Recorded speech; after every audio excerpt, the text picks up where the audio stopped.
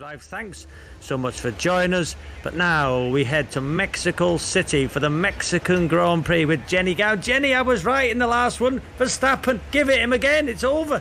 I know, you were so right. It was almost as if you could see it coming. Bearing in mind he'd won so many races this year, but full marks. Is he going to do it again this week then? Of course he is. Listen, he'll get in the lead, turn off, listen on the radio, turn off the TV because he's going to win again. Robbie, loving your work. Thank you very much. Thanks, Yes, it is the Mexican Grand Prix. We've got about 12 minutes until the formation lap begins. There's smoke going everywhere. There's a fantastic fiesta atmosphere. And this is what's happened already in Formula One. Max Verstappen wins again. Max Verstappen extends his championship lead, winning the Canadian Grand Prix. Very lovely, mate. Great race that again. It's Max Verstappen, the winner of the French Grand Prix. Well done, Max. Well closed off. 5 on the trot for Max Verstappen as he wins on Ferrari's home turf. Verstappen comes across the line, takes the checkered flag and wins the Japanese Grand Prix. Max, world champion. Well, what can I say? Incredible, of course. Max Verstappen, without doubt, is a 2-time world champion. The day after the co-founder of Red Bull, Dietrich Mateschitz, passed away, his team, his Red Bull Racing team, come out and with Max Verstappen at the wheel, win the United States Grand Prix and win the Constructors' Championship of 2022. Max Verstappen, you are world champion. We are world champions. Thank you so much.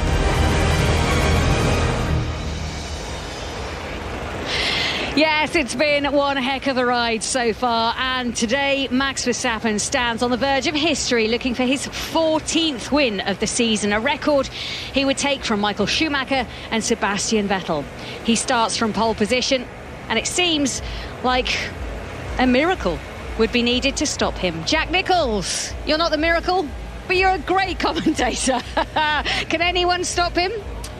It's going to be tough today, but there is opportunities. I know Kermit predicted that Verstappen would take the win, but Mercedes in second and third, Russell and Hamilton looked quick yesterday in qualifying. Not quick enough to take pole, but mainly through errors, to be perfectly honest. So if they can have a neat and tidy race, they've got an opportunity. Ferrari are nowhere, so the only attack really is going to come from the Mercedes pair. It will be Verstappen from Russell, Hamilton, Perez, Sainz, Bottas, Leclerc, Norris, Alonso and Ocon, the top 10. Then Ricciardo, who is currently squatting on the grid doing a little bit of warm-up. Then Zhou, Tsunoda, Gasly, Schumacher, Vettel, Albon, Latifi, Magnussen and Stroll, both of those with a grid penalty. Jolyon Palmer, former F1 driver. You've been on this grid, you know what it's like. The atmosphere is heady and these drivers have got to block it out somehow, or maybe embrace it and just get through this bit to get to the start of the race. Yeah, honestly, they're used to it. The amount of buzz around so many venues is catching up with Mexico. When Mexico came onto the calendar in 2015, it was raucous, the atmosphere on the grid. It still is a real vibe, but I mean, Texas last week, there was the place was kicking off as well. So it's part of the modern Formula One circus, really. Keeping in the zone, quite a crucial element to this race start. And then it's a long run down to the first corner. That's going to be the Mercedes' best chance of spoiling Verstappen's party, I think, here. Yeah, it's a whopper 811 metres down to the breaking point of turn 1, the longest of the season. A little earlier on, Max Verstappen was speaking. Let's see what he had to say. Max, congratulations on the pole position, but you didn't expect it. Why? I think we were just chasing a little bit the whole weekend, but I think we finally got everything together in qualifying, so yeah, I'm looking forward to today.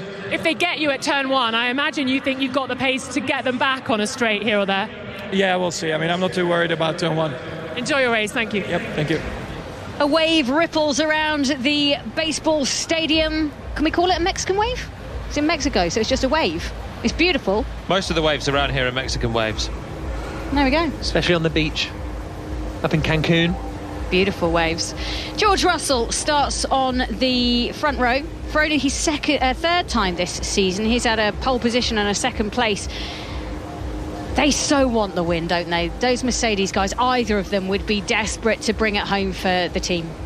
And I think the thing is, even if they don't beat Verstappen sort of in a clean fight, if Verstappen has any kind of issue at all, I think they'll win the Grand Prix, because I imagine they'll be finishing ahead of Sergio Perez in the Red Bull.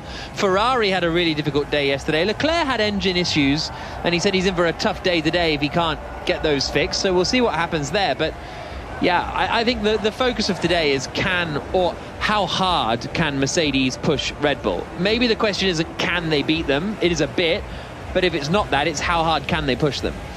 Well, the two of them were speaking a little bit earlier on today. They were squished into a sports car just ahead of the track parade, which explains some of this answer.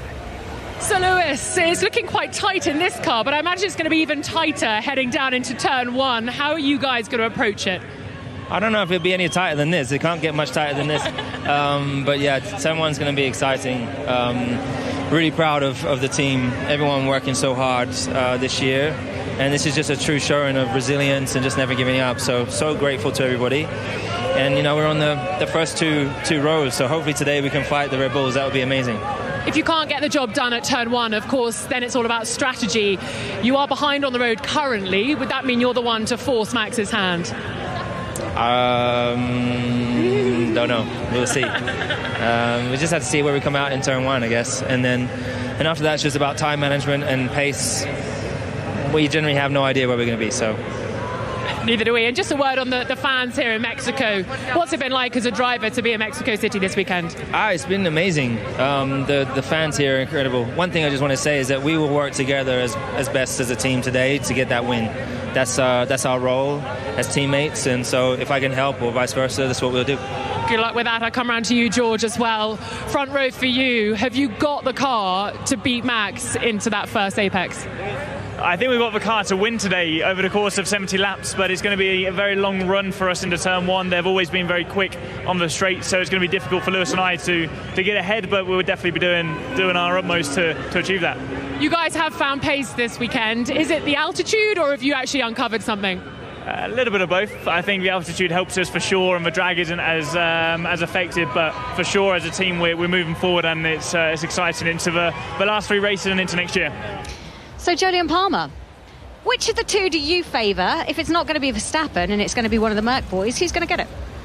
Well, let's start with it's probably going to be Verstappen.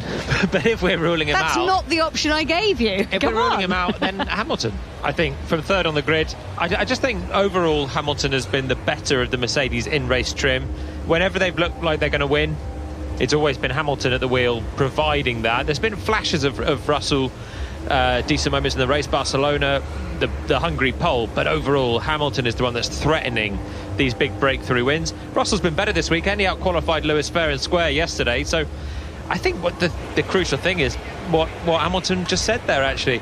Working together at some point in this race, if they manage to ditch Perez, which is not going to be an easy thing to do anyway, but if they do, then they're backing one of their 2 drivers early on and using the other one as a chess piece to try and manoeuvre Verstappen to compromise his strategy. That's going to be the best option.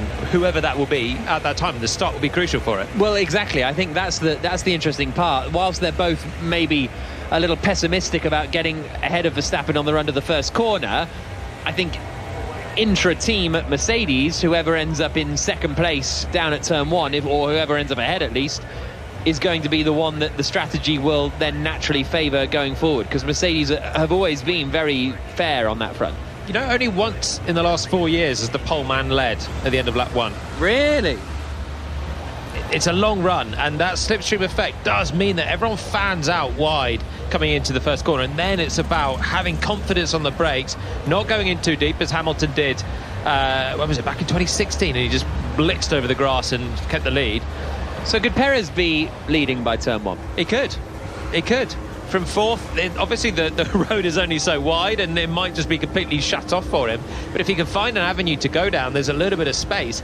He will have the speed, I'm sure, with the slipstream and the Red Bull. He will have the speed to challenge if there's the room to do so. We are just 4 minutes away from the start of the Mexican Grand Prix. It's round 20 of the Formula One World Championship. Max Verstappen looking to make history.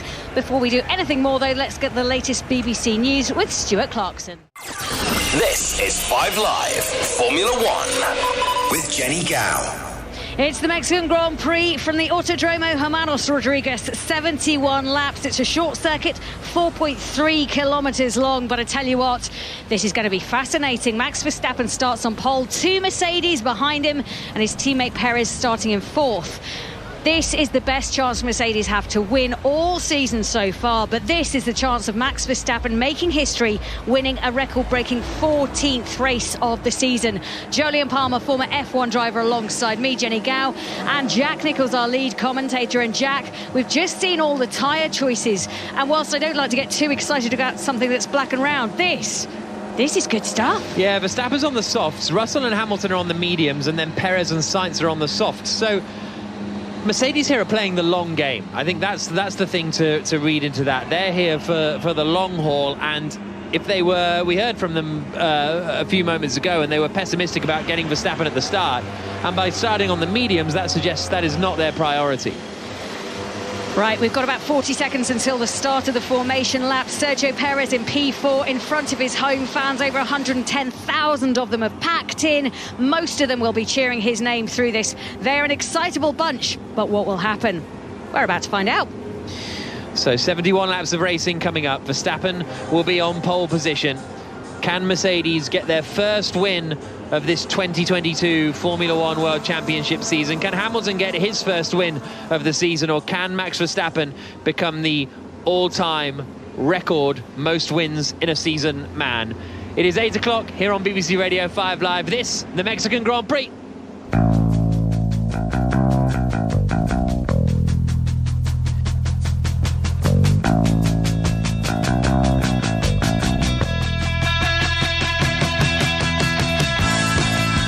So as the cars make their way around on the formation lap, this is how the grid will line up. Max Verstappen starts on pole position in the Red Bull on the soft tyre.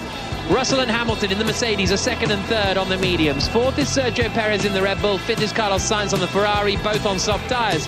Valtteri Bottas is 6th in the Alfa Romeo on the mediums. Charles Leclerc 7th on the softs. Then it is Norris, Alonso and Ocon the rest of the top 10.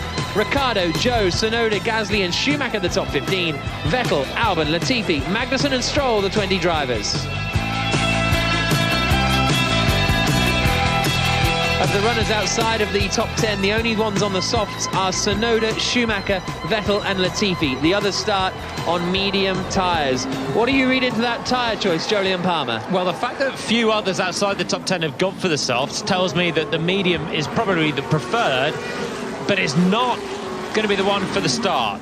It's going to be critical for the Mercedes to keep Perez behind into turn 1. If Red Bull, now with straight line speed and the softer tyres, which will give them more grip at the start, if Verstappen leads from Perez, then I think this has backfired on Mercedes. Then it's a real long run, and they need to try and think of some other strategy element to bring in, because the buffer there for Verstappen could be key.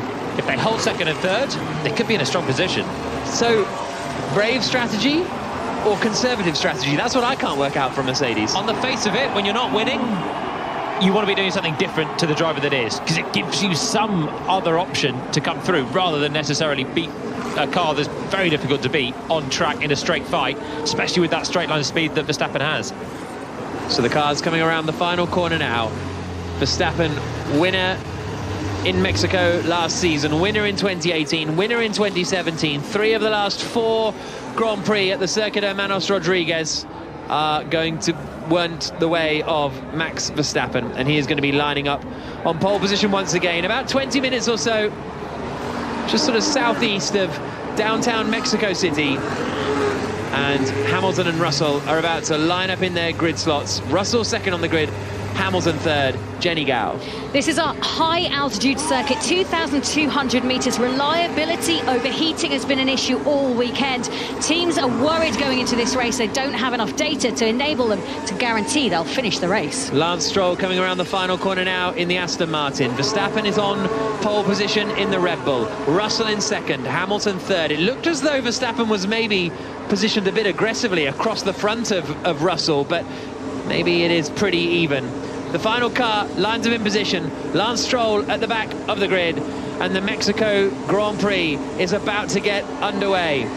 Here come the lights. Verstappen on pole, Russell 2nd, Hamilton 3rd, Perez 4th. The race begins now, and it's no reasonable getaway from Verstappen as he comes down towards turn 1. Russell's got away with him and is tucked into the rear wing underneath as they come down towards the first corner. Perez is coming to the outside though of the two Mercedes. They're jostling for position. Russell goes on the attack to the outside. Verstappen holds the lead. Is Perez going to get Hamilton? That's the question. Is Hamilton going to get Russell? The answer is yes. Hamilton gets past George Russell. They're still side by side, but Mercedes remains second and third.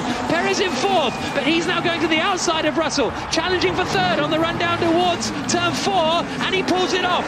Great move there from Sergio Perez. There's a huge cheer from the Mexican fans. The Ferraris are side by side. They've dispatched Valtteri Bottas, who's lost a couple of places. Leclerc is up the inside of Sainz, but Verstappen holds the lead. Hamilton is second, Perez is third, Russell is fourth, Sainz is fifth, Leclerc is sixth, Alonso seventh, Bottas eighth, ninth is Ocon, 10th is Lando Norris. It worked well for Verstappen, and it's not gone well the start for George Russell, second to fourth. He actually had a decent start, was alongside Verstappen into the first corner, but then was just pinched on the inside of turn 2. The left-hander Hamilton, really good instinctive move around the outside of his teammate. I think Lewis knew how crucial it was to clear his teammate, to maybe get the preferred strategy now for Mercedes today, and he went with it round the outside, fair racing through 2 and 3, but then Russell was just wide, couldn't get the drive up to 4, and that's when Perez came through as well on his soft tyres. But I think Mercedes will be happy enough with that. They were started second and third, they're now second and fourth. Hamilton ahead has been the main man for them in the races so far, and he's kept Perez at bay, despite Perez starting with the softer tyres. So race order at the end of lap 1. Max Verstappen leads in the Red Bull. Second is Lewis Hamilton in the Mercedes. Third is Sergio Perez in the other Red Bull. Russell is fourth in the Mercedes. Fifth and sixth, the two Ferraris of Sainz and Leclerc. Alonso up 2 places in 7th. Bottas down 2 places in 8th. Ocon is 9th. Norris is 10th. And then it is Tsunoda, Joe, Ricciardo, Vettel and Stroll, the top 15. Stroll started last, so he's gained 5 places on that opening lap. Then it's Gasly, Schumacher, Magnussen, Albon and Latifi, the 20 drivers. The two Ferraris were so close racing each other as well on that first lap. Still 5th and 6th. Leclerc has got ahead of Bottas, who we're riding on board with now, coming through the middle sector, sitting in behind Fernando Alonso. So Bottas lost 2 places on his medium tyres. The Ferraris, like the Red Bulls, were on the softs, and Leclerc used it to gain the spot, but they were so close. I'm not even sure if they might have touched coming into turn 4, side by side through a sequence of corners. 5th and 6th, and they're right behind Russell. Into the stadium section they come at the Foro Sol, the former baseball stadium that's now converted basically into a concert venue and race circuit part, as they then emerge out of that onto the main start-finish straight again. And the gap from Verstappen in the lead to Hamilton in second is 1.5 seconds. A reminder, Verstappen on the softs, Hamilton on the medium. So in theory, Hamilton will be able to go longer into this Grand Prix before having to make his first pit stop. Perez is in third, Russell is in fourth, Sainz in fifth, Leclerc in sixth. A look here from Norris trying to get past Esteban Ocon. So Norris in 10th, trying to get ahead of Esteban Ocon in 9th place. Verstappen on that last lap set the fastest lap of the Grand Prix, and at the lights out, as you say, it was a good start from George Russell, pretty even with he and Verstappen, but despite being in the slipstream of the Red Bull, neither Mercedes could make any progress in towards the first corner. And Hamilton actually did well because Perez was right alongside him. Perez almost squeezed Sainz off as well. Bottas had no straight line speed or was super early on the brakes into the first corner, but Hamilton made that move on Russell kind of out of nowhere. Yeah, Russell was just slightly napping, slightly came into it tight into turn 2, and Hamilton just had the outside line, could carry the speed, and he just was committed to it, wasn't he? I'm sure he was sitting on that grid thinking, I have to clear my teammate here if I want to win the Grand Prix. And that move then hindered Russell down towards turn 4, and Perez in fact did most of that job on the straight on the run up to turn 4. Just the sound on board with Hamilton, the replay from the start. Verstappen got away well. Russell then covered the inside, and there was just everyone 5 in a line down the inside for a while. Russell fanned out to the outside. Everyone was very good on the brakes. We've seen so many incidents into turn 1 as well, but everyone was good and fair, and then Hamilton came through. Mercedes were fair with each other as well, really, through 2 and 3, but Hamilton then had the better drive off, got into second. Russell over the curb, lost a bit of traction, fell down to 4th. Jolyon Palmer, the former Renault F1 driver, alongside me, Jack Nicholls and Jenny Gao, covering the Mexican Grand Prix here on BBC Radio 5 Live. and it is Max Verstappen leading the way. 1.6 seconds clear of Hamilton at the end of that first lap. Sergio Perez was pretty quick in the first sector on that lap, took a couple of tenths out of Lewis Hamilton, so he's closing the gap, or attempting to close the gap. But at the moment, the top 5, Verstappen, Hamilton, Perez, Russell, Sainz, and also Leclerc, all separated basically by 1.5 seconds. Jenny Gow. We're expecting pit window for those who started on the soft tyre, so include the 2 Red Bulls in that, to open around lap 16 if they're going to do a 2-stop strategy. But a lot of these people will try and make a 1-stop work for them. The medium, if you started on that, you're coming in around lap 28 in an ideal world, but they're desperate to cling on to these tyres and manage them as best they can to make them last as long as they can. Sergio Perez pretty close to the back of Hamilton as they come around the final corner and out onto the start-finish straight again. There's just over a second between them. Perez not in DRS range at the moment. Fernando Alonso's creating a bit of a queue behind him in 7th place. Alonso, Bottas, Ocon, Norris, Tsunoda, Zhou all basically in the queue as they come down the start-finish straight. Bottas has got the DRS open as he tries to attack Alonso into turn 1. Does he fancy the lunge, Valtteri Bottas? Could have probably answered that before I asked the question. He does not on this particular occasion, Bottas, and sits behind Fernando Alonso. Bottas overtaking Alonso would be one I'd be interested in seeing. Well, you might see it in a minute, because he's got another chance coming into turn 4. DRS open again.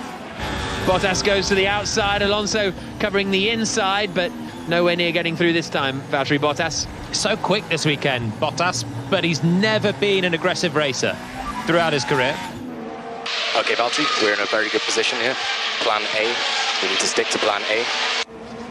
So they want to stick to whatever their original plan was. They've lost a place to Alonso. Alonso is on the same compound of tyre in 7th place, but Alfa Romeo seem happy at the moment. And whilst Bottas out-qualified Leclerc yesterday, I think Alfa Romeo will have known they're not racing Ferrari today. As well as Bottas did yesterday, looked really quick. Their race is to be 7th, basically, best of the rest behind the Ferraris, Mercedes and Red Bull, and then pick up the pieces if anything kicks off ahead. So that's why they're not disappointed too much with Bottas being 8th. If he can clear Alonso, then he's onto a nice run, really, to being best of the rest, 7th. That's their goal for this one. But at the moment, it's Fernando Alonso in the way. And for a man that doesn't like a lunge, Fernando Alonso is a man that loves to defend. So yeah, it could be an interesting scrap. Fastest lap of the race set by Lewis Hamilton. Gap comes down to 1.2 seconds. It was 1.5 seconds at the end of the previous lap. So on that last lap, he's taken 2 or 3 tenths out of Verstappen in the race lead. Perez still there in 3rd, and he is 1.4 seconds back from Hamilton. So still pretty equidistant between the top 3. Russell has dropped back a little bit, and Sainz and Leclerc are dropping back further from Russell than Russell is from the cars in front. Now, there should be a point where the medium tyres are faster than the soft. Early on, the advantage was on the soft tyres. The Red Bulls and the Ferraris are on. The Mercedes went for the mediums, and Hamilton is in 2nd place as a result of that. So that's okay for them. Soon, the softs should start to degrade. They should start to go away. The mediums will then be quicker, and Hamilton can put pressure on Verstappen. That's why they took the pain at the start of having, theoretically, the slower tyre off the line to then have the faster tyre at some point. And it looks fairly similar, the pace right now, between the softs and the mediums, but at some point the softs will go away and Verstappen and Perez will start to fall back towards Mercedes if the Mercedes car is fast enough. There was a question mark if these soft tyres could last more than 15 laps before they start to go away. Remember, this is a 71-lap race, so we're looking out for signs of that. Also, if you started on the medium tyre, your ideal strategy is to get these tyres until after lap 50. Yeah, 5-0, so that you can then convert onto the soft tyre and go to the end. That's what they're trying to do, but whether they can actually do it is another question. Lap 70 of 71 in the Mexican Grand Prix here on BBC Radio 5 Live. Lando Norris has just made a bit of a mistake coming into turn 1, locked up the front tyre, but he's managed to carry on his way. Latifi's just got ahead of Magnussen, so Magnussen has dropped back now behind both Williams. He was complaining of gearbox problems on the way to the grid, so I wonder if those issues have reared their head again for Kevin Magnussen. Ricciardo is trying to put a move on Zhou. He's got the cutback coming into turn 6, but he's a little bit too far back to make a move up the inside of the Chinese driver who's running in 12th place at the moment. Hamilton's 1.3 seconds back from Max Verstappen. Then it's 3 seconds back now to Sergio... it's 1.5 seconds back to Sergio Perez, 2 seconds back to Russell in 4th, 3 seconds back now to Sainz and Leclerc in the Ferraris. And That soft tyre, I imagine, would have been to gain them ground at the start. But Leclerc gained a spot, but Sainz didn't move up any positions either. So they're sort of they're in 5th and 6th, back end of the top 6, and not on the ideal strategy potentially. And it's not been a good weekend for Ferrari. Being out-qualified by an Alfa Romeo with a Ferrari engine in the back is never a good sign. And they've got ahead of that Alfa Romeo. That was Bottas, who's still in 8th behind Alonso. But 5th and 6th at the moment, making no inroads, just slowly dropping away from Russell. Leclerc has been the faster of the two Ferraris in race trim as well, and he's behind his teammate. Ricciardo trying to get ahead of Joe again coming into turn 1, still not able to get the job done. Then Pierre Gasly's also trying to attack Lance Stroll as they fight over 15th position. Here comes Ricciardo again, coming down towards turn 4, goes to the outside, and Joe is still far enough ahead to be able to come over, take the racing line and carry on his way. Lap 8 of 71. Verstappen's lead goes up to 1.6 seconds halfway around this lap, so he's managed to eke out that gap a little bit compared to Lewis Hamilton in 2nd place, and if anything, Hamilton is now closer to Perez in 3rd than he is to Hamilton in 1st. Just on Toto Wolff, ahead of this race, he said they were going to go incredibly aggressive on strategy if they needed to, and he said that included potentially splitting their drivers strategy-wise to cover all bases, something we hardly ever see Mercedes do. They like to give their drivers the same chance, but if they're going to win this race, they do need to be aggressive. Problem is, they've got Perez ahead of Russell now, so it's not the 2-on-1 that Mercedes were hoping they'd have. It never was, with Perez starting 4th. There was never an interloper in the middle of that Mercedes-Red Bull fight. But now Perez has got ahead of Russell as well. There is no chance that Russell can force Verstappen to cover off an undercut or anything. Ricciardo's close to the back of Joe, and this time he makes the move. 12th place now for Daniel Ricciardo in the McLaren. Gets ahead of Joe, and there's just one car between he and his teammate Lando Norris. Albon's now got ahead of Mick Schumacher as well, I think, on that last lap, hasn't he, coming down in towards turn 1. So Albon making some progress and Haas dropping back. Yeah, terrible for Haas at the moment, behind one Williams, and then Latifi is the only car they're ahead of with Schumacher. So tough start for Haas. Ricciardo, nice move but easily done in the end on Joe. He's been chasing him for a few laps. Oh, there's a little touch as well with Stroll and an AlphaTauri of Pierre Gasly, just in the braking zone, sort of moving towards each other down towards turn 1, just behind Ricciardo putting the pass on Joe, but they both continued. Hamilton closes the gap down to Verstappen a little bit. 1.6 seconds the gap between them as they come across the line down towards turn 1. Lap 10 of 70, Verstappen, Hamilton, Perez, the top 3. Verstappen just on the radio saying he's struggling with grip out there at the moment, something we've heard from him several times this weekend.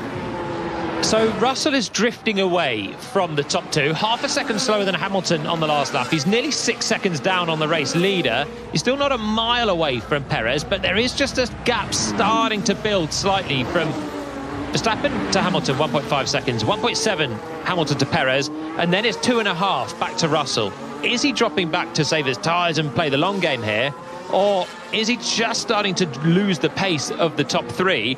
Behind him, he's got a nice cushion, though, because the Ferraris are not quick at this point. They're on the soft tyres, Sainz and Leclerc, lapping 1 minute 24.0. They're barely quicker than Alonso and Bottas. Those two still scrapping over 7th. And the Ferraris on the softs, only 0.3 of a second per lap quicker than those midfielders on the medians. Lap 10 of 71, about to start lap 11 of 71 as Verstappen comes through the final corner now. 1.5 seconds ahead of Lewis Hamilton. Through the baseball stadium they come. And Verstappen still holding that margin at the moment. 1.5 seconds to Hamilton. It's 2 seconds across the line now from Hamilton to Perez. Then it's 2 seconds. Perez to Russell. 4.5 seconds from Russell to Sainz. Sainz did his personal best lap of the Grand Prix. And then it's 2 seconds back to Charles Leclerc in 6th position. Bottas still close to the back of Fernando Alonso, but nowhere near close enough to making a move.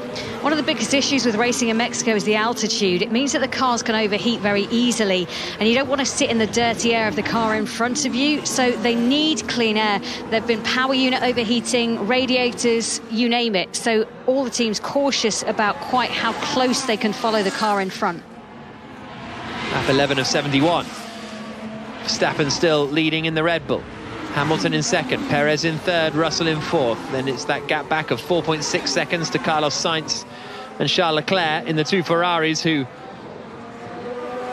as was evidenced by qualifying yesterday, don't look as though they're in the mix today. Interested to see how their tyres get on as well, because they are in clear air, don't have a huge amount of pace, but they have struggled with tyre life over the course of this season. So if they struggle here with pace and tyre life, then things aren't necessarily getting much better for the Scuderia. Well, Sainz did a personal best, at least on the last lap, on his softs. Still slower than all the cars ahead, but it was an improvement from him.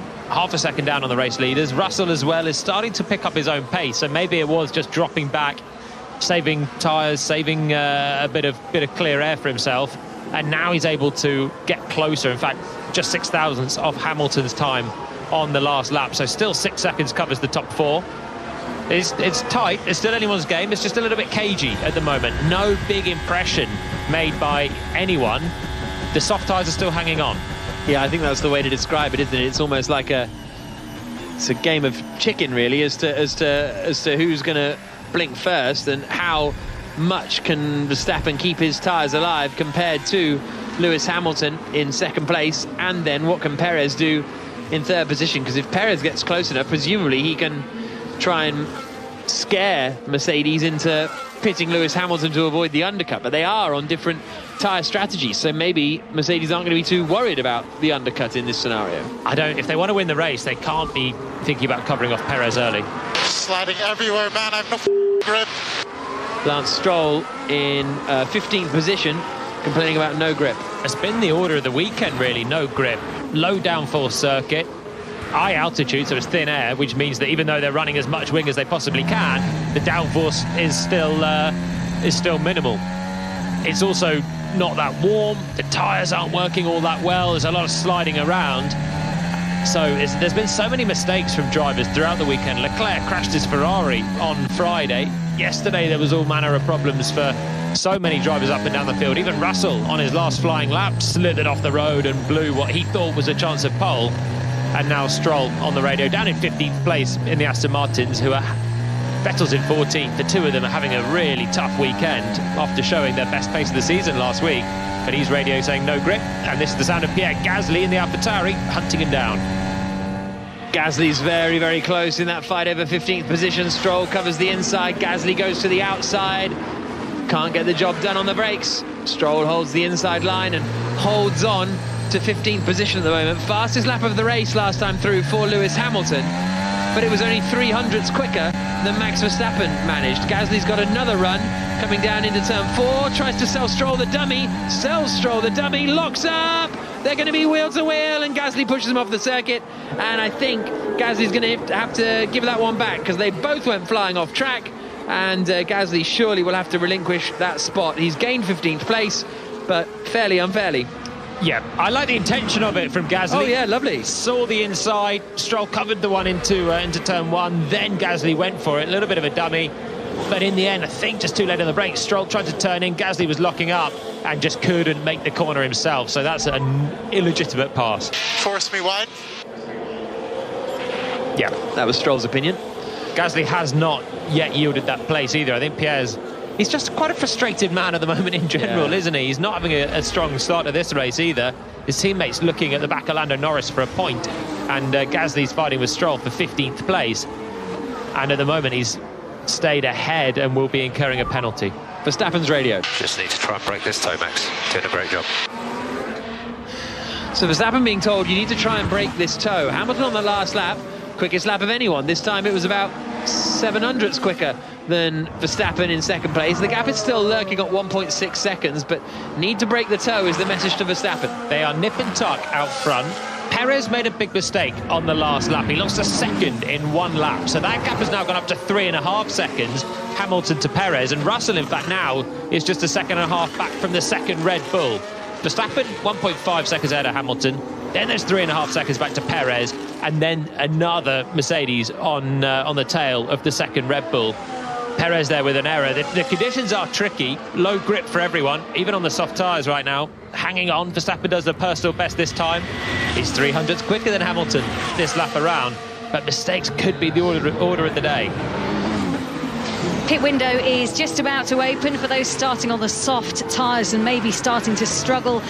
The loss when you come in to change all 4 tyres and go back, it's 22.5 seconds in normal running. If there's a safety car, drops down to just a 12-second change.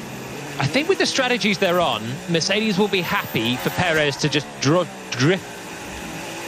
That's what I thought. They will be happy for Perez to drift away from the top 2. It'll compromise Russell and take him out and make it a fight for the win and a fight for the podium. But the Mercedes on medium tyres at the moment, I think in a one-on-one fight, it'll be good for them to not have to worry about Perez. Albon thinking about a send into turn 1, but he's a little too far back from Lance Stroll. Stroll down to 16th place. Well, it's been noted, the incidents involving Gasly and Stroll, but no decision as of yet, as Albon is the next person to try and attack Stroll. And it's got to the point now where Gasly, well, he's 1.7 seconds away, so even if he gets a 5-second time penalty, that'll probably work out better for him in the long run of the Grand Prix. Well, he could have maybe got him back the next lap if he gave the place up again. He will surely get a penalty. Stroll actually lost 6 tenths to Gasly on the last lap. Gasly's now going to be hunting down Stroll's teammate Sebastian Vettel ahead. There's a bit of a gap to make up first. Lap 16 of 71. That's Jolyon Palmer, the former Renault F1 driver, alongside Jenny Gow and myself, Jack Nicholls, in the commentary box covering the Mexican Grand Prix here on BBC Radio 5 Live. 2 races to go after this. In 2 weeks' time, the Brazilian Grand Prix, and then 3 weeks' time, the Abu Dhabi Grand Prix to round off this 2022 Formula 1 World Championship season. In case you haven't seen the football scores from today, Arsenal beating Nottingham Forest 5-0 to retain their position at the top of the Premier League, and Man United with a 1-0 win over West Ham to move up into 5th position, and only 3 points off Tottenham with a game in hand. So good win that for Man United. Here's Max Verstappen's radio. He's leading the Grand Prix. I'm struggling a lot with the bouncing there, and it's difficult to ride the curve. Okay, copy. So Verstappen saying it's difficult to ride the curves. I'm struggling with the bouncing. He's in the lead of the race. He's 2 seconds now clear of Hamilton. He did the fastest lap of the race last time around. Yeah, he's not struggling too much. The gap is just starting to extend. 2 seconds now for the first time in the Grand Prix. Perez is actually, he's regrouped after that one mistake where he dropped a second, still 3.5 seconds back. Russell with a personal best. He has got the pace of his teammate at the moment, but he's got a Red Bull in the way, and then the Ferrari's drifting away ever more. But Verstappen, whilst he's not happy with the bouncing through the curbs, they're taking a lot of curb around this circuit through turns 2 and 3, bouncing all the way, and 3's particularly important because it leads onto a long straight where there would be DRS and a chance for Hamilton to pass if he could get within a second. Also the middle sector, so much curb being used. The bouncing is tough on the tyres as well because you're sliding a little bit more. It means that you're more likely to make mistakes as well because the car's more unpredictable. But I do think it's probably the same for everyone in this condition. Alex Albon is hunting down Lance Stroll for 16th place, and Stroll on the radio is desperately unhappy, and that car has been onto his engineer saying, look, just tell me what to do. He's furious with them, and they're saying to him, just calm down, everything's fine, use your tools, and everybody is struggling out there, but Stroll really unhappy right now. Yeah, he's under still quite a lot of pressure from the Williams of Alex Albon. Gasly is now 2.8 seconds up the road. Lap 18 of 71. Verstappen takes another 3 tenths out of Hamilton on that lap, so the gap comes up to 2.3 seconds now. So Verstappen's starting to put the hammer down a little bit. Perez in third is 3.6 seconds back from Hamilton. Russell is still staying in there with Perez, 1.7 seconds back from the Red Bull driver in third. And then it's 9 seconds back to Carlos Sainz. 5-second time penalty for Pierre Gasly for forcing another driver off track. That was Lance Stroll, but he's already up the road. He will have to serve that time penalty in his pit stop though, so it could drop him out back behind, although the gap's actually already up to 4 seconds. Stroll's struggling so badly that that's going to be not relevant for Gasly in terms of places going backwards, but will cost him going forwards. Well, Albon might be passing Stroll soon anyway. Stroll in fact pits, so now it's Albon that's within 5 seconds of Pierre Gasly. And it was inevitable that Gasly would have that penalty. I think he didn't care at that point. Frustrated for a couple of laps behind Stroll. Took the place. He will have known he went all 4 wheels off the circuit. If not, the team certainly should have told him. but he kept the place anyway, and he'll take that penalty in his stop. So Stroll, the first driver in the pits. Looks like he's locking into a two-stop as well. He's gone medium to soft. 3.1 seconds was the stop time, and he wasn't liking those mediums at all. But to go on to the soft, I think definitely means at least 2 stops for him. Albon flying now in Sector 1, did a personal best in the first sector since he was clear of Stroll. Across the line we go again with the 2 leaders. Max Verstappen's lead now 2.4 seconds over Lewis Hamilton. Perez is in 3rd place still, 3.6 seconds further back. Here's Leclerc's radio. No, it isn't. Thought it was going to be, but he stays out on circuit on lap 19 of 71. The Ferraris are absolutely nowhere. Nowhere at all. Struggling so much in the high altitude. So consider plan C if we've got nothing to lose. We need to be careful with traffic with that plan. So Leclerc saying, let's think about plan C if we've got nothing to lose. The team saying, well, we've got to think about traffic. Presumably that means pitting now and going for a two-stopper maybe, but he would come out in the middle of everybody. Well, the problem is the Ferraris are not quick enough that they've cleared the front runners. Bottas and Alonso. Alonso was actually quicker than Leclerc on the last lap. The Ferraris are barely quicker than the midfielders in this Grand Prix. They're really struggling this weekend. Leclerc last time out had a grid penalty and charged his way almost into victory contention. Or he was right there for the podium at the end. But this time, there's just no pace for either of their cars. There's now 4 seconds between the 2 Ferraris as well, so Sainz has managed to just eke out from Leclerc. Leclerc saying, well, if we've got nothing to lose, then let's just think about a pit stop. And Ferrari saying, well, actually, mate, we've got loads to lose. There's a load of midfielders that you'd fall behind. Lap 20 of 71. Verstappen's lead still 2.4 seconds over Hamilton. Hamilton was fractionally quicker on that last lap. Perez still 3.6 seconds back from those 2, and it's still a second and a half from Perez in 3rd to Russell in 4th. 10 seconds now back to the Ferrari drivers in 5th and 6th, Sainz and Leclerc. Alonso 7th, Bottas 8th, 9th for Ocon, 10th for Norris. Tsunoda, Ricciardo, Zhou, Vettel, Gasly the top 15. Albon, Schumacher, Latifi, Magnussen, Stroll, the 20 drivers still running. Stroll the only one to have made a pit stop so far, Jenny Gow. Yeah, worth mentioning that only the top 6 drivers have 2 sets of medium tyres. All of the other drivers, in kind of up and amongst it, have 1 set of mediums. So if this is turning towards a 2-stop race, people are going to be forced into using a different tyre than they potentially want to. At 20 of 70, Stroll is so far the only driver to have pitted, but we'll see what happens with the other front runners. Verstappen and Perez on the soft tyres in 1st and 3rd. Mercedes with Hamilton and Russell 2nd and 4th on the medium tyre. And on that last lap, the gap came down. Hamilton quicker than Verstappen by a couple of tenths of a second, so the gap comes down to 2.1 seconds now. Generally, there's a little bit of signs of wear coming in. That was Verstappen's slowest lap of the Grand Prix, or certainly since the early laps that he's just put in, 23.6. Hamilton a couple of tenths quicker, but all of the top guys just drifting off their best laps in the last few. Half a second away from the fastest lap of the race. Is that signs that the soft tyres are just starting to go away? The mediums are going away with them at this stage. Still Hamilton about 2 seconds back. Here's Russell. So quite clear loss of pace from Verstappen. It won't be long before they stop. It might go very long with him.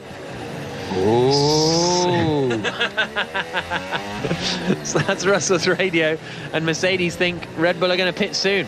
I've just listened to the team radio. They've just asked him for a front wing update. He wants a couple more clicks on it. That usually is the sign that someone's about to come in. It is.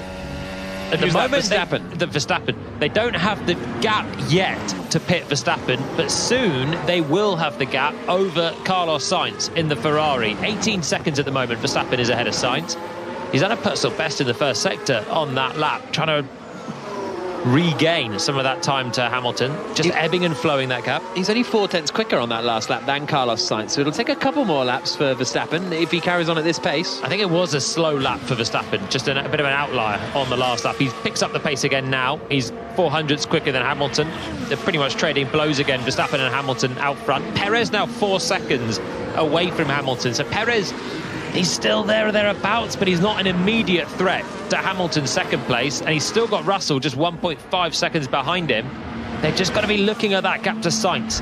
Sainz on the last lap a second slower than Verstappen. Yeah, so that won't be too long. I mean, surely at this point, though, if Verstappen comes out on fresh tyres, here's his radio. Yeah, tyres start to struggle now and lose speed. Understood. If Verstappen comes out behind Sainz on fresh tyres, he's cruising past him anyway, isn't he? He is. He might lose a bit of time depending on where he catches him. But the thing is, what do the Mercedes do? Do they pit for some hards, take track position, and then go for a long stint to the flag? Might be a little bit like Austin, if that's the case. Or do they ignore any chance of an undercut now anyway, even if Verstappen comes into traffic or has a slow pit stop, and just stick to their guns, having started on the medium tyre, and go long? And I think their plan in the first instance was to take this fight to Red Bull at the end of the 71 laps, not at this phase. If they were on the same tyre now, Hamilton would want to be really pressing up to the back of Verstappen and pressuring him. Of course, he still does, but they're not about to pit on a similar lap, in theory. Lap 23 of 71. Verstappen leading the Mexican Grand Prix here on BBC Radio 5 Live, 2.1 seconds ahead of Hamilton. So again, Hamilton takes a tenth out of him, but it's pretty ebbing and flowing at the moment. 4 seconds back to Perez now. So Mercedes are just waiting for the Red Bulls to pit. There's definitely a little bit more sliding coming in from Verstappen. Another lap that was down towards the 23.6. And the more you slide, the more the tyres go away. You can start to have a bit of a lock-up, start to have a bit of a twitch on the tyres as well. Yeah, left one doesn't want to turn. Understood. Or you have that, which is just understeer, particularly in that low-speed corner, turn 13, in the baseball stadium, the tightest corner on the circuit, and you can just lose lap time there as well. You lose lap time, you have a higher chance of making mistakes, and Hamilton is just starting to get towards being under 2 seconds behind. I don't remember many times this season where Verstappen has been under pressure like this, and where the tyres are going and the team is saying, well, you kind of got to stay out there, really, if you want to win this Grand Prix. This is a race, isn't it? Yeah. This is a race that we've got on our hands. At the moment, it's a slow burner. Hamilton not able to put pressure on in a wheel-to-wheel context, but he's there. He's still in the mirrors of Verstappen, and you can feel the pressure that Max is under. Perez is pitting. Perez is pitting from third. He's been dropping away, and as he comes out of turn 16, in he dives. That'll release Russell. So Sergio Perez into the pits from third spot. Russell now has clear air. What tyres is it going to be for Sergio Perez? Comes into the pit lane now, lap 24 of 71, and it's the mediums. Medium set of tyres on for Perez. Slow on the left rear. They couldn't get it off. They've got it on. Now he pulls away, but a pit stop that's normally 2 seconds was 5. So that's about 2.5, 3 seconds cost Sergio Perez in the pit lane, and that will give Russell an opportunity to stay ahead when Mercedes pit. But how long is that going to be? That's going to be the question. And are Mercedes, no matter the fact they've got this longer tyre stint and all of that, are they going to have to overtake both Red Bulls on track if they want to win the Grand Prix today? Well, not both, but you know what I mean. They're going to have to get past them on track if they want to win the Grand Prix. If that was a move from Red Bull to get Perez in the mix with Hamilton, it's not worked. You can just hear how long he was stationary there in the pit stops. Extra 3 seconds compared to what would be an absolute beautiful stop in 2022. And it just didn't work. So Russell is net ahead of Perez, but can Russell pit anytime soon on the mediums? If so, surely he has to go to a hard tyre and go to the end on that. Perez now has got to unleash some pace to keep that track position. He's fallen behind both Ferraris. And Red Bull are looking busy in the pit lane. Is Verstappen coming in? No, he's not. Verstappen stays out. Hamilton second, Russell third. Was that an attempt from Red Bull to try and get Mercedes to pit Hamilton or something? I don't think it would have worked, but... Or was Perez just out of tyres? Well, Perez was holding pace-ish at 4 seconds back. Hamilton is getting closer and closer to Verstappen now. Verstappen getting slower. My tyres are okay, mate. Copy. Goodness me, that's one for the annals. Lewis Hamilton saying his tyres are okay. We've had a few of them this year. Yeah. Normally he's out front of the last decade and the tyres have been on edge when actually he's been coasting to victory. Now he's fighting for victory and the tyres are okay. We've heard that so many times this season from Hamilton. He wants to stay out there. He is getting closer to Verstappen again. 1.6 seconds the gap. He was quicker by 2/10 on the last lap. But it's Verstappen getting slower more than Hamilton getting quicker at this time. The soft tyres are going away. Yeah, my left front is dead, guys. Understood, Max. Saying his left front is dead, and you can see there's a dark band around the centre of that tyre. He keeps on pushing, but Hamilton closing the gap at the moment. Surely they've got to pit in this time around at Red Bull. Well, the thing is, as long as he's staying ahead of Hamilton, does it matter? Keep him out as long as possible, as long as he's ahead of Hamilton, because the gap was only over 2 seconds. And so then you're minimising, surely you're into the pits he comes now. I was just going to say, isn't he minimising his tyre delta, but into the pits comes Verstappen. What about the Red Bull stop? 2 bad stops in a row. One for Verstappen last time out. The stop for Perez here wasn't good. He stops on his marks well. They all come off fine, they all go on fine, and away he goes. Little round of applause from the mechanics in the pit lane, and that was a 2.5 second pit stop from Max Verstappen. Very neat, very tidy. He comes out on the medium tyres again, and he's going to come out just behind Carlos Sainz, but he should be able to clear the Ferrari driver quite quickly, although this is actually going to be pretty tight. Coming down to turn 1, he says ahead of Sainz. So that's worked out well for Red Bull. That is the gap they were looking for with Verstappen. They weren't fussed about it with Perez, who's still behind Sainz and Leclerc. He's just done the fastest lap of the race, 1.7 seconds quicker than Lewis Hamilton, so he's going to be back ahead of Russell. And let's just see what we can do on this tyre, Lewis. We are still target +6. So let's see. So target +6 is the message. Obviously, we don't know what the target was. We were briefed that the minimum number they're trying to do on that medium was 28 laps. +6 to that. I mean, it was 28 to 35 for the medium tyre, according to Pirelli. Yeah, but Mercedes will have different plans to what Pirelli make up week in, week out. Lap 26 of 71. So now it's let's see what we can do. And that's not go flat out. That's not it's hammer time. That's look after these tyres and keep us in the Grand Prix so we can have the offset. The struggle, and I've kind of thought this since the very start, as Perez is now on the back of Charles Leclerc, and he has a look going into turn 12 there. Sergio Perez wants a bit of a cheer from the crowd as he comes into turn 13. And this will be a fairly straightforward pass, I would have thought, as they come through the final couple of corners now. Out over the start-finish straight and down towards turn 1. Leclerc gets on the power. Perez following him. DRS pings open in the rear wing of the Red Bull. And he's closing and closing and closing. 200 miles an hour, 215 miles an hour as he gets through and gets him into 5th position. The crowd like it. Perez up into 5th place. This strategy from Mercedes, maybe it's the quickest way to run the race, but you do have to wonder, does it rely on them getting ahead of Red Bull on circuit and overtaking them on track, which is probably the thing you'd say is least probable? But what they're wanting to do here is get a big tyre offset to make it possible, if not probable. Right. And the way that Perez has just scythed past Leclerc, actually following Leclerc, he was quite slow on the last lap, lost over a second to Russell again. So that gap is still advantage Russell, but I don't think George is going to be pitting just yet off his medium tyres. Mercedes have got to keep going now. Just rack up the laps on the medium, then let Verstappen use up his own medium tyres now, take the best out of them, get his tyres more worn, so when you put on your new tyres, be they hard or soft later on, then you can go and attack him and his tyres are past their best. That was always the plan by doing the strategy offset from the start. Well, that's the question, isn't it? Verstappen, here's his radio. Again. Verstappen complaining about the shifts, but Verstappen did 25 laps on those soft tyres. We're on lap 28 of 71, so Mercedes really need to do another 15, 16 laps really if they want to go onto the soft tyres. Oh, they might even need to do more than that to go onto the soft tyres, to be honest. Well, they did. Verstappen did 25, didn't he? Do they go to the hards and just lock in a one-stop on a tyre that should get them to the end? Well, that's what Latifi has taken the plunge. He's gone onto the hard tyre. He went on lap 25 from soft to hard. Nobody has the data, but they will be watching that last car. Still having cuts in the engine. Hamilton complaining about cuts in his engine. Hamilton's now done 27 laps on the medium tyre. Verstappen's just gone onto it, so I'm fairly confident Verstappen can go to the end of the Grand Prix on the mediums. It's how far Mercedes push it, basically, because their gap to Verstappen is currently 17 seconds as they come across the line this time. So Hamilton leading, Russell second. Neither of the Mercedes have pitted. Verstappen has pitted and he's running in 3rd place right now, 18 seconds off Lewis Hamilton in the lead of the Grand Prix. Sainz is 4th, Perez is 5th, and Perez is now closing in on Carlos Sainz for that 4th position.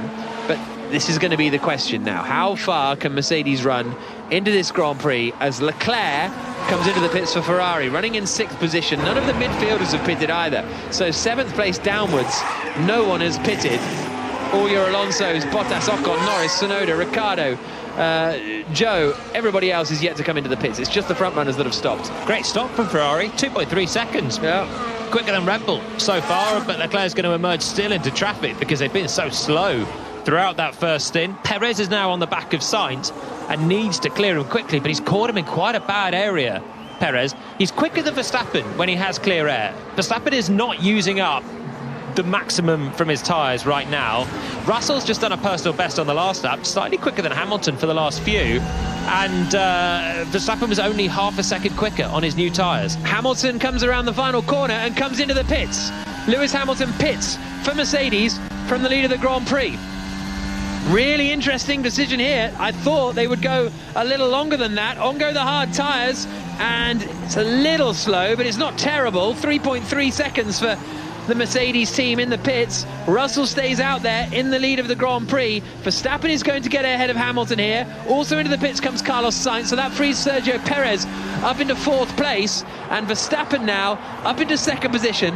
Hamilton into 3rd, but he's on the hard tyres and he'll go to the end of the Grand Prix. Interesting move here from Mercedes. Are they going to split the strategies? Oh, dodgy stop from Ferrari. Front right from Carlos Sainz. Not going on. That cost him a decent chunk of time as he makes his way towards the pit lane exit. Only a second or so, but still not neat and tidy. So Hamilton pitted there, I think, to cover off Perez, who was just clearing Sainz, but in fact Sainz pitted. One more lap, if Perez had it in clear air, might have been enough to make it at least very, very tight with Hamilton. So Mercedes chose to keep Perez behind and keep the track position. Tyres feeling good. Let's ascend. Russell saying, my tyres are feeling good. I'm in the lead of the Grand Prix. Let's just keep going. He's doing well, Russell, right now.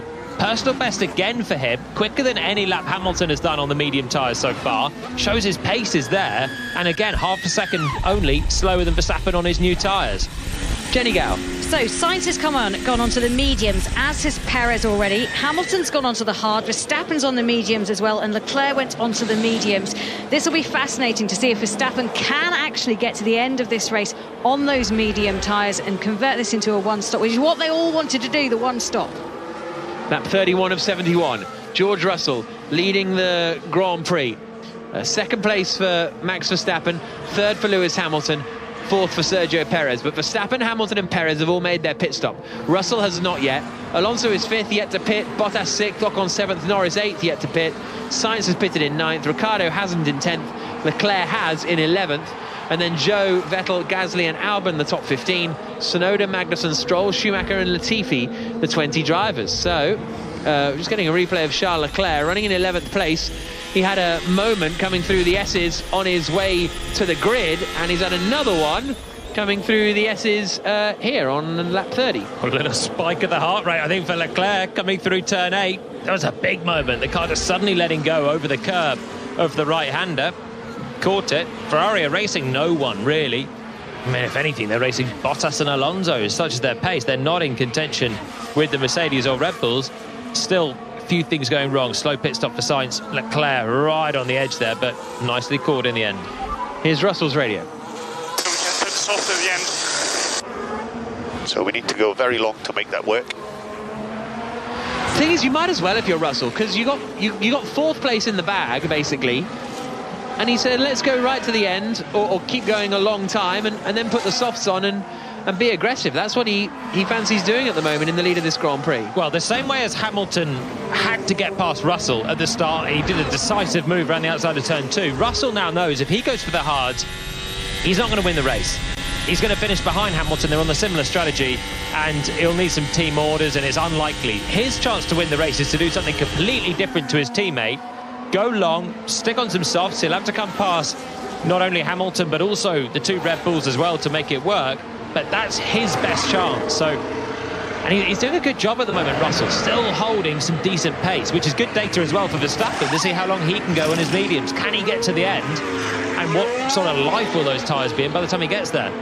Just having a look at Sebastian Vettel. He's currently in P13 in the Aston Martin, but he's done 30 laps on the soft tyres with a full tank of fuel. So it just goes to show what you can potentially do on those soft tyres. That's a huge stint. Yep, decent run that from Vettel in 12th position, lap 32 of 71. Russell still leading the Grand Prix, but is yet to pit. So the net order at the moment, Verstappen, Hamilton, Perez, they're running 2nd, 3rd and 4th. Here's Alonso's radio. Seems to be okay on the hard tyre. Yeah, I think we are okay on any tyre. Car is good today. Come on. Copy that. Alonso's up for the fight. Car's good on any tyre. You get some radio messages and you think, to be on the end of that is tortuous. And some, what a delight to hear in the Alpine garage. Alonso buoyant today, running in 5th. That's by virtue of the 2 Ferraris having pitted already and promoted him 2 spots, but still looking at 7th. And another haul of points for Alpine in their fight with McLaren. They're having a good day at the moment. Ocon still hanging on in there as well behind Bottas. Alonso is a happy chappy. The degradation looks pretty low across the board. Soft tyres were going away a bit. We saw that with the Red Bulls. We saw that with the Ferraris. The medium tyres are still hanging on in there. Russell not experiencing any significant degradation. And that is what Verstappen wants to take to the end. Well, and that's why I'm a little sceptical about Mercedes not extending more and going onto the softs. I get they were covering off Perez, but that's not an aggressive strategy. Well, that's the debate for them. Do they want to cover off Perez and then just focus on Verstappen? They have Perez in the bag now with Hamilton. Perez has got to pass Hamilton on track. He's 2 seconds back. Hamilton can't afford to make any slip-ups. But that should be job done with fresher tyres going to the end. So it's just about taking on Verstappen now and then hoping that Verstappen, he's got a long way to go on his mediums. Mercedes now got to hope that the way that Red Bull started getting through their softs, that they will also degrade the mediums, and Hamilton on the hards will just come charging at him in the late stages. I would suggest Perez is lapping similar pace to Verstappen on that last lap. Before that, he's been going a little quicker. So maybe Verstappen just taking it steady in the early days of this tyre to try and make it extend all the way. We're almost at half race distance. That's exactly what was happening. Verstappen, he knows this game. Last year, they had so many fights, Verstappen and Hamilton, where they would pit and one driver would be left floundering without the late pit stop, and you just have to just nurse your tyres to get to the end and wait for the attack to come. That is what Verstappen is doing right now. He was uneasy in the opening part of the race. 2 seconds, 1.5 seconds, the Mercedes was in his mirrors. He was uneasy, and now he knows that whilst he's got the gap now, 6 seconds back to Hamilton, he's doing a good job. Verstappen, 6.7 seconds actually. I think Hamilton is not going quite as quickly on this lap, but he should be charging towards the end. Russell comes into the pit lane then, he's boxing, so they've decided after lap 34 onto lap 35 that's it, they're going to box him from the mediums. I expect him to go onto the hard tyres, which quite a lot of the drivers have done. It's slightly slow, but only just 2.7 seconds. So onto the hards have gone Norris and Ocon, and now George Russell. I don't quite understand that one from Mercedes. Middle of the road, middle ground, no man's land. That feels no man's land. We're at half distance. Russell emerges behind Hamilton, back behind Perez by a margin. What are they trying to get out of that stint then? He's on fresher hards than Hamilton, fresher tyres than the 2 Red Bulls, but his pace wasn't dropping dramatically on the mediums. I think Russell was calling his own strategy pretty nicely from the cockpit, considering Vettel is still out there on the soft tyres he started on. And he's on fresher tyres than the Red Bulls. Okay, Max, so soft stint wear life was of no concern at all. So that inference is you can get to the end on these medium tyres. It's chill. The thing with Russell is he's got newer tyres than the Red Bulls, but they're harder tyres. They're slower tyres. And he's got to pass Perez. And he's 7 seconds back from Hamilton. Perez. And then there's a 7-second gap to Verstappen. I don't understand the logic there for Mercedes to pit Russell. I'd have kept him out and tried to do something different. Maybe there'd be a safety car, in which case he could come right into the mix and maybe clear Perez. Pitting him there, I don't understand. It's a no man's land for Mercedes. Not early enough to go and take some gain of the hards going to the end. Just suffering in degradation, losing a second a lap compared to Hamilton for a few laps. Not late enough to put on a soft and be rapid at the end either. Strange. Lap 36 of 71, half race distance in the Mexico Grand Prix, and it is Max Verstappen leading in the Red Bull, 7.5 seconds clear of Lewis Hamilton in second place, who's now only 1.3 seconds ahead of Sergio Perez, who is on the medium tyre. and closing him down. Russell is 4th, and then these drivers have yet to pit. Alonso and Bottas. Sainz and Leclerc in 7th and 8th have pitted. Ricciardo, Joe, Vettel, Gasly have all not pitted at the moment. And that's the thing, Ricciardo hasn't pitted, Joe hasn't pitted, Gasly hasn't pitted, Albon hasn't pitted, Magnussen hasn't pitted, all on the medium tyre, the same as Russell. So very, very interesting from Mercedes, from a team that said they wanted to go aggressive. I think that's the sort of surprising part. This is a good way to secure 2nd and 4th, don't get me wrong, but is it aggressive, and is it leaving Hamilton vulnerable? Because he's on the hard tyres, Perez is on the mediums, and as a result, Perez is going quicker. He is catching. He's catching 1.3 seconds back from Hamilton in a Red Bull with good straight line speed. Comes through turn 16. And Hamilton's just struggling a little bit for grip on those hards compared to Perez on the mediums. Running on board with Perez. He's a little bit too far back to get the DRS on Hamilton this time around. He's been on those mediums, what, 10, 15 laps now? 13, yeah, he's been on them a while, but the mediums are hanging on and on. I don't know if Mercedes have caught this one right. Hamilton's dropping away 8 seconds from Verstappen. And Perez is within DRS range now. Doesn't get it on this time through because the activation is coming out of the final corner. Here's Ricciardo's radio. Vettel is still out on soft. We are considering plan C. It would be plan C, target -5 to 10. Any thoughts? Yep, understood. Happy. Ricciardo at McLaren being told Vettel's on the softs, let's just stick him on, go for it. Ricciardo's saying, yeah, happy with that. Mercedes, the only team picking this medium hard strategy at the moment. Bar Ocon and Latifi. And Norris. So there's a few on the cusp at the top 10 that have gone for it. Mercedes, the only ones of the top teams, but the other top teams started on the soft. They could go to the mediums. Cheers, because Perez is coming into the baseball stadium. He's about a second back from Hamilton this time around. Still, I think, just too far away to get DRS. But he's piling on the pressure, and Hamilton is just not very quick on this hard tyre. A tenth slower than Verstappen that time around, a tenth slower than Perez. Russell 2 tenths quicker, and Hamilton is just struggling to find some pace right now. Sainz is close to Valtteri Bottas as they come out of the final corner. Bottas is yet to pit. Sainz has pitted. They're just coming into the baseball stadium now at the Foro Sol. Hamilton, meanwhile, is still ahead of Sergio Perez and out of DRS range at the moment. The car's not as good as medium. Yeah, copy loose. We did see some drop-off at the end of life. I don't get it. I don't get it. Well, it's a tricky one for Hamilton because they pitted him to keep track position over Perez. The other option for Hamilton was to stay out on the medium and do the soft and then be racy at the end, but then he's got to pass Perez. So for Hamilton, it's a trickier decision. For Russell, it's a stranger one. But I get that he's got to pass Perez if you put him on the softs at the end. But he's also got to pass Verstappen if you put him on softs at the end. If you want to win the Grand Prix. So I take your point as Ocon and Gasly fight over 12th place. Ocon ahead of Gasly now in that 12th position. But you're going to this is what I was kind of saying earlier. If you're starting on the medium tyre, you're guaranteeing you've got to do overtakes, right? Because you're not undercutting, you're not pushing Verstappen, because they were close enough for a. Maybe not for an well, maybe on the mediums they were close enough for an undercut. If you can be 1.5 seconds back, you could have undercut, but they boxed themselves into a strategy where you are going to have to overtake on circuit. So to then not fully commit to that strategy because you might have to overtake on circuit feels like, well, that would have been the plan anyway.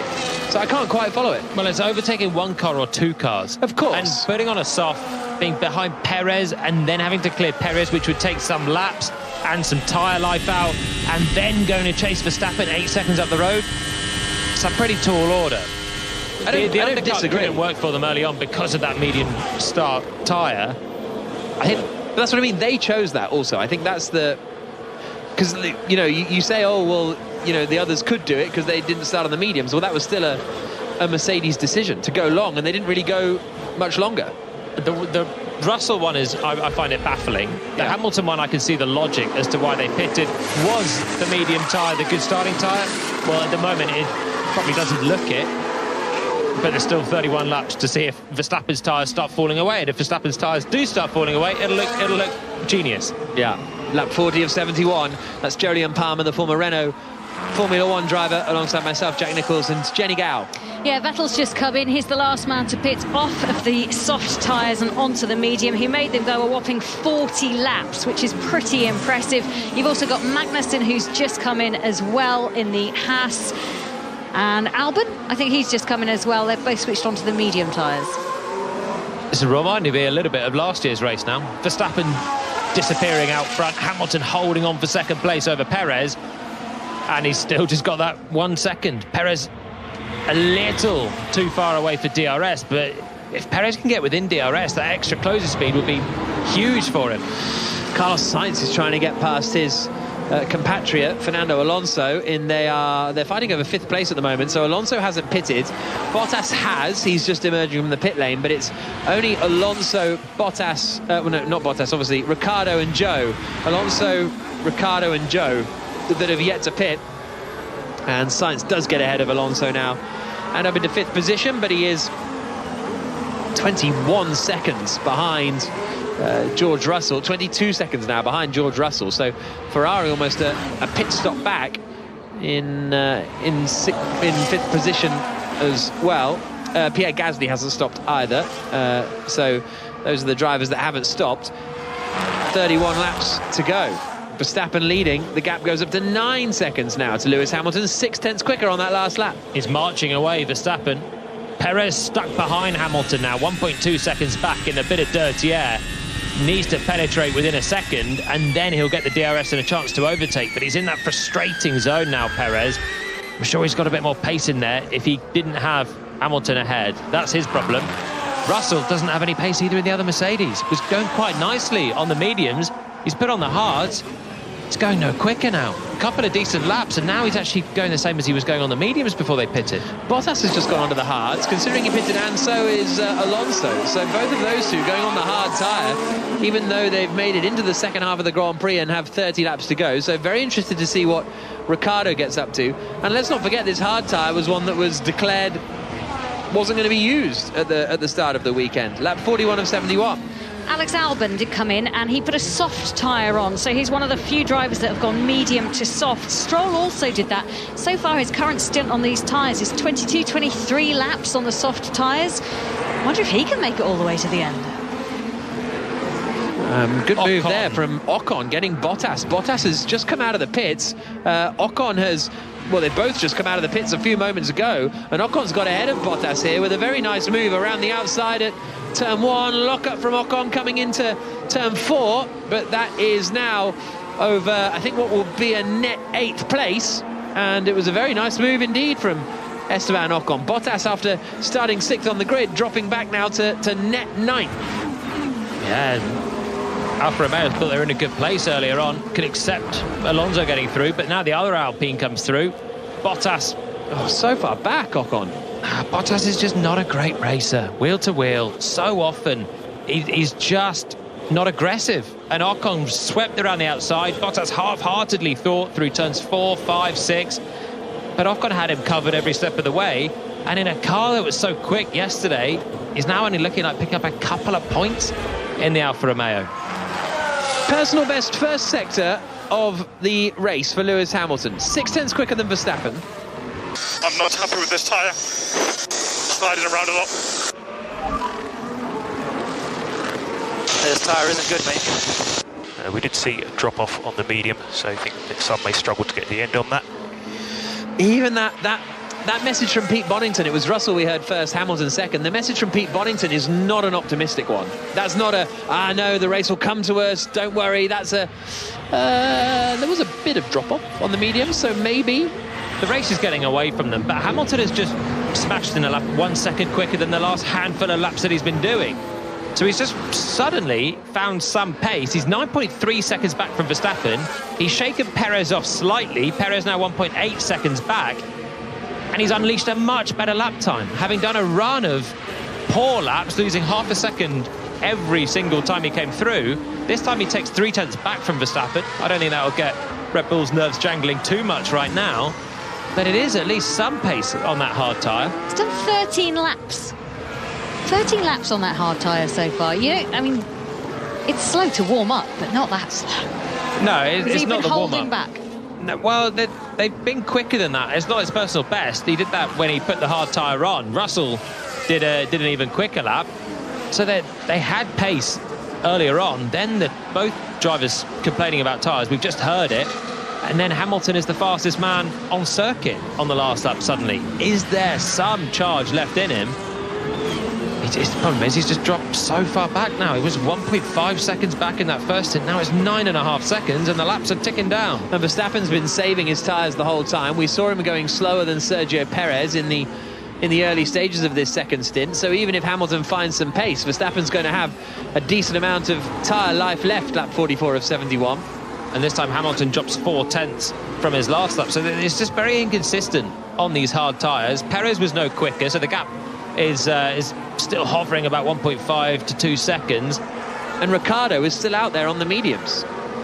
And that is now 42 laps for Daniel Ricciardo. He's only 7/10 off his best lap of the race, running in 7th. Granted, everyone on fresher tyres is going quicker, so there is some degradation on those mediums, and Verstappen may well encounter that before the end, but what sort of buffer will he have? And then he's got the straight line speed to defend if Hamilton were to catch him, but at the moment it looks a tall order. Yeah, the two drivers who haven't pitted yet, as you say, Daniel Ricciardo in 7th for McLaren, who started on the mediums, and Zhou Guanyu for Alfa Romeo, who also started on the mediums, and both of them up to lap 44.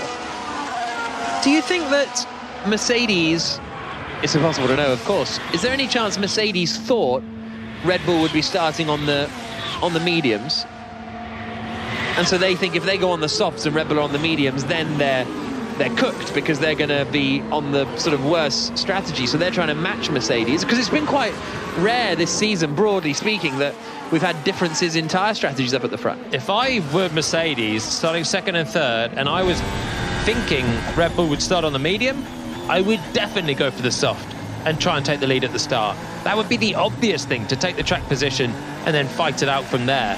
So I'm not buying that. But even if you think you haven't got the pace to take the lead at the start. What are you on about? They were right there. Russell was side by side with Verstappen. The stats are good. He wasn't side by side. Watch the replay. He was. All right.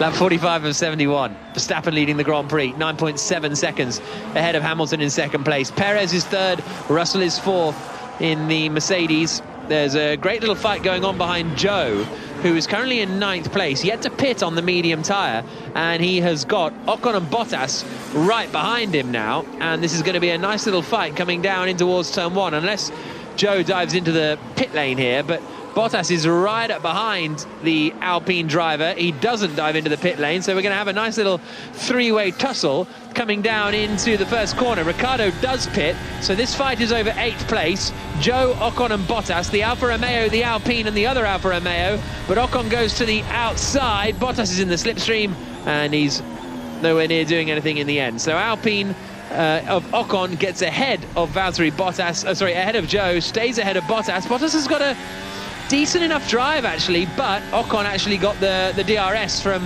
when he got ahead of Zhou last time, and nothing Bottas can do. So the top 10, well, top 9 now that everyone has pitted: Verstappen, Hamilton, Perez, Russell, the top 4. Then it's Sainz and Leclerc in the Ferraris, Alonso and Ocon, the Alpine, 7th and 8th, Bottas 9th, Zhou 10th, but yet to pit, so it's Lando Norris who's in a net 10th place. Jenny Gap. Yeah, Ricciardo just came into pit at McLaren. It was a lovely pit stop, really well executed. He's on the soft tyres now and heading back out, so one stop for him, onto the soft. Let's see what he can do. So much straight line speed in the Alpine, even though he was in the slipstream, but Bottas didn't gain much in the straight line there. We've seen that all season, actually, that the Alpine's been quite a slippery car to try and pass. Fernando Alonso does his personal best lap of the race on that last tour, running in 7th position. Gap between Verstappen and Hamilton now up to 10.2 seconds, and Perez coming back alongside him, or coming up to the back of him again. The gap comes down to 1.5 seconds. Perez in 3rd to Hamilton in 2nd. Zhou finally pits, so that promotes Norris up into 10th place. Russell on that last lap, 0.2 quicker than Perez, so he's not closing in on Perez either. The hard tyre, as we've said, for Mercedes, not really doing much at the moment. Lap 47 of 71, the Mexican Grand Prix here on BBC Radio 5 Live. Bottas trying to hunt down Ocon still for 8th place, still a little too far away.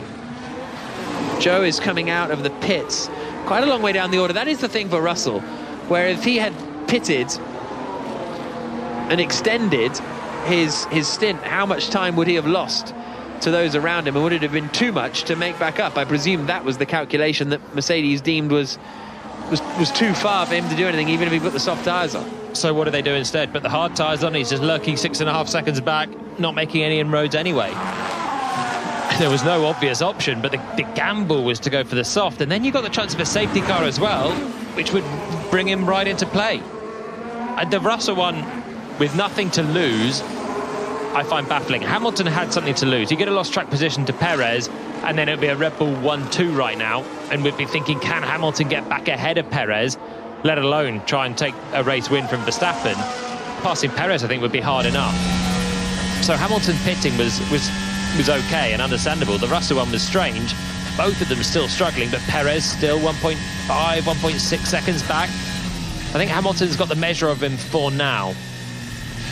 Ricciardo does a personal best lap of the Grand Prix, up in 12th place. He's less than 4 seconds back from Tsunoda, and he's only 6 seconds back from his teammate Lando Norris, so might have a shot here, Ricciardo, of a top 10 finish, and maybe ahead of his McLaren teammate, depending on what happens.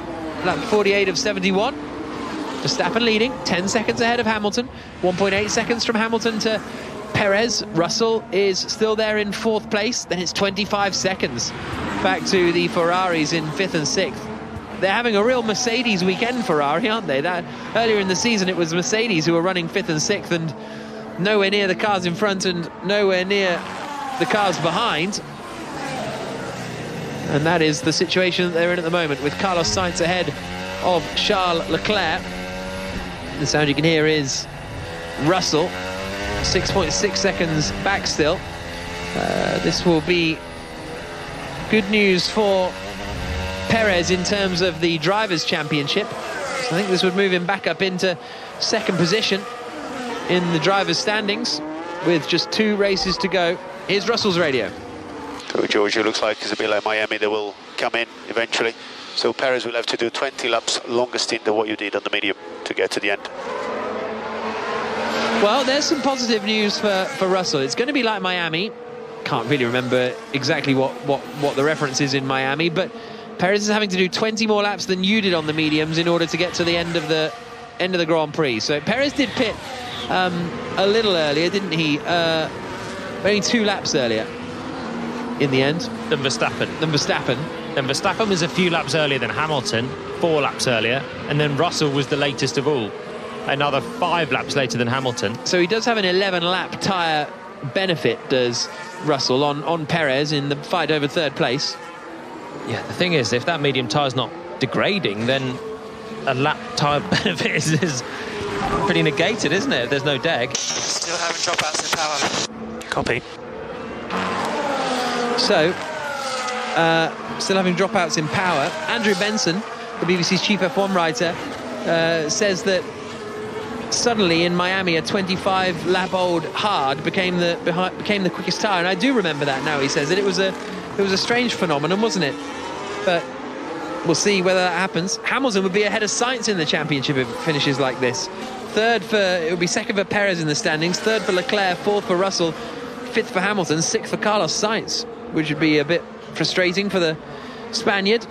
But still 2 more races to go, as I say, and we've got 22 laps to go in the Grand Prix in Mexico. Jolyon Palmer. Sainz is having a good weekend, actually. Out-qualifying Leclerc this weekend, out-racing Leclerc as well. The intra-team Ferrari fight has been pretty one-way traffic, with the odd moment of Sainz brilliance. But overall, it's been Leclerc who's going to be taking the pole position award this year. Leclerc, who was threatening a championship challenge for Ferrari. But this weekend, Sainz has had the measure of his teammate. It's just a weekend where Ferrari have no pace at all. Ricciardo has caught Tsunoda.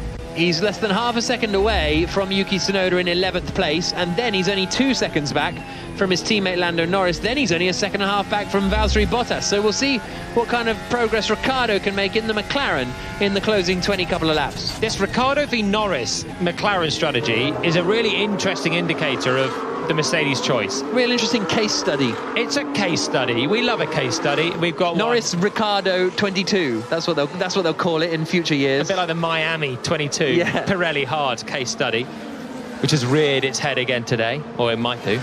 Here comes Ricciardo. He's just about to attack Yuki Tsunoda coming down into turn 1. He's in the slipstream. He's got the DRS, and the McLaren driver is closing. Tsunoda defends. Ricciardo to the outside. Not able to get the move done into turn 1, but he'll try and get the switchback coming into turn 4. Tsunoda was aggressively over to cover the outside line, and he might just hold on to this Tsunoda. Now Ricciardo's got the run to the outside coming into turn 4. Can't get the job done just yet. One more switchback opportunity coming out of 5. Gets on the power. Just not long enough, although he sticks a nose in. Ricciardo mounts up the side, and there's contact. A little launch over the tyres from Yuki Tsunoda, who's off towards the barriers. Keeps it going, I think. Might have gone into anti-stall there. He's got some damage.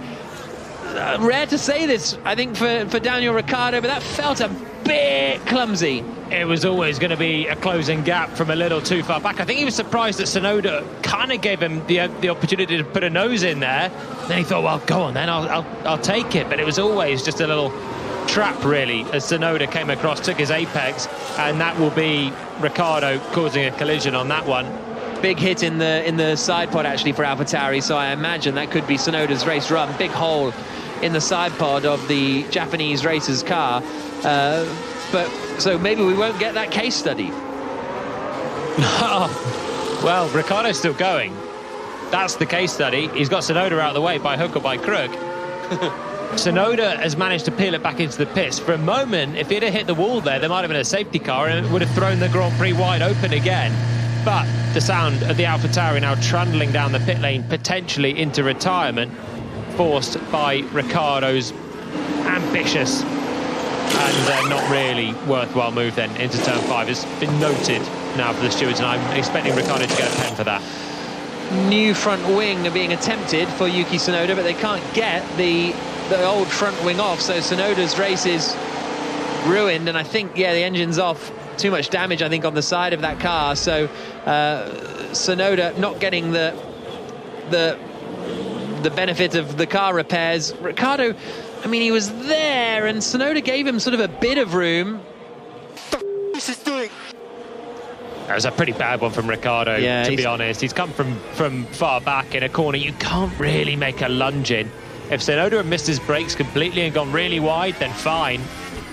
But it just wasn't the case, and Tsunoda turned in. Ricciardo was coming from too far back, chucked a nose in, and that was just impatience from Daniel Ricciardo on his soft tyres, wanted to charge through. He's having a decent weekend here, but he did not get that one right.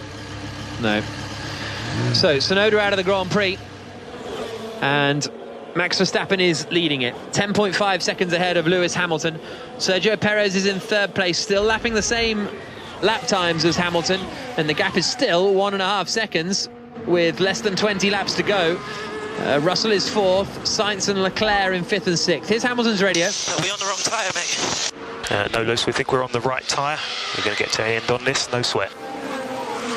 So Mercedes are still confident that they're getting to the end and Red Bull are in trouble. That's and if that pans out, then that's great call from Mercedes, and they've got it right. That's not how it sort of currently appears, but they seem pretty confident. I don't know if their objectives are aligned at this stage. I feel like Hamilton is not caring about Perez. He's wanting to win, and I feel like Mercedes now are not thinking about the victory. They're thinking about 2nd place.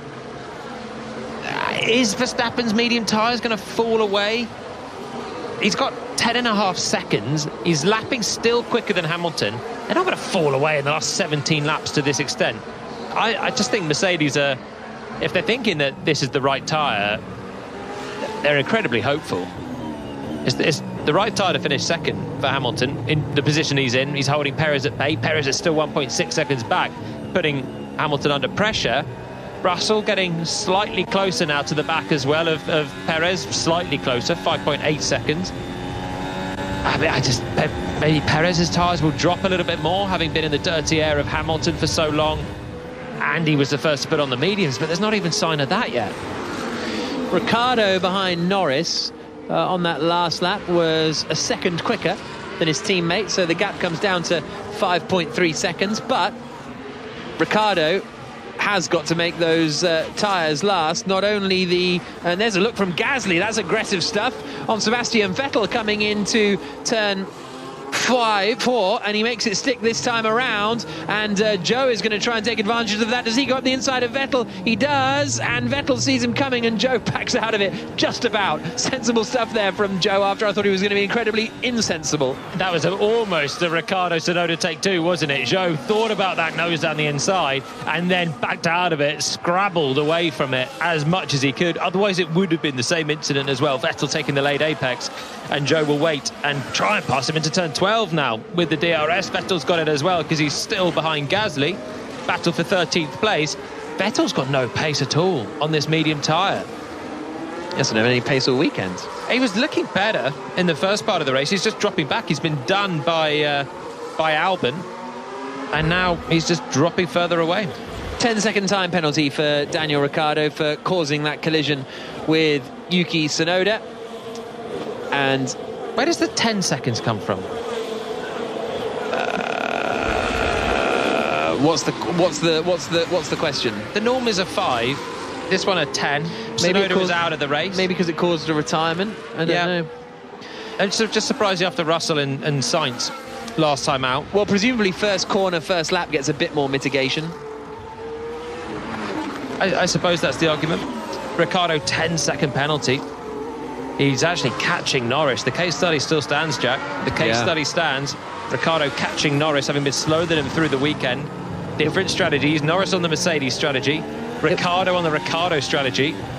It was 1 second on the lap before this. It was then 1.2 seconds on the last lap. So it's down to 2.2 seconds. Actually, it's plummeted on this lap as well. So Ricciardo flying at the moment, and then he'll have Bottas to try and catch as well in 9th position. Jenny Gow. Those soft tyres just seem to be the ones to be on right now. You've got Ricciardo closing in on Norris, who's on the hard tyres, Ricciardo on the soft.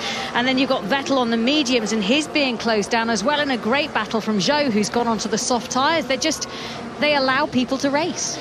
Yeah, all of the soft shod drivers are on the attack at the moment, but where will they be in 15 laps time? That is going to be the question. Ricciardo gets Norris already, so Ricciardo gets ahead of Lando Norris, coming down into, I think it's on the exit of turn 3 he's done him, and Ricciardo is up into 10th place now.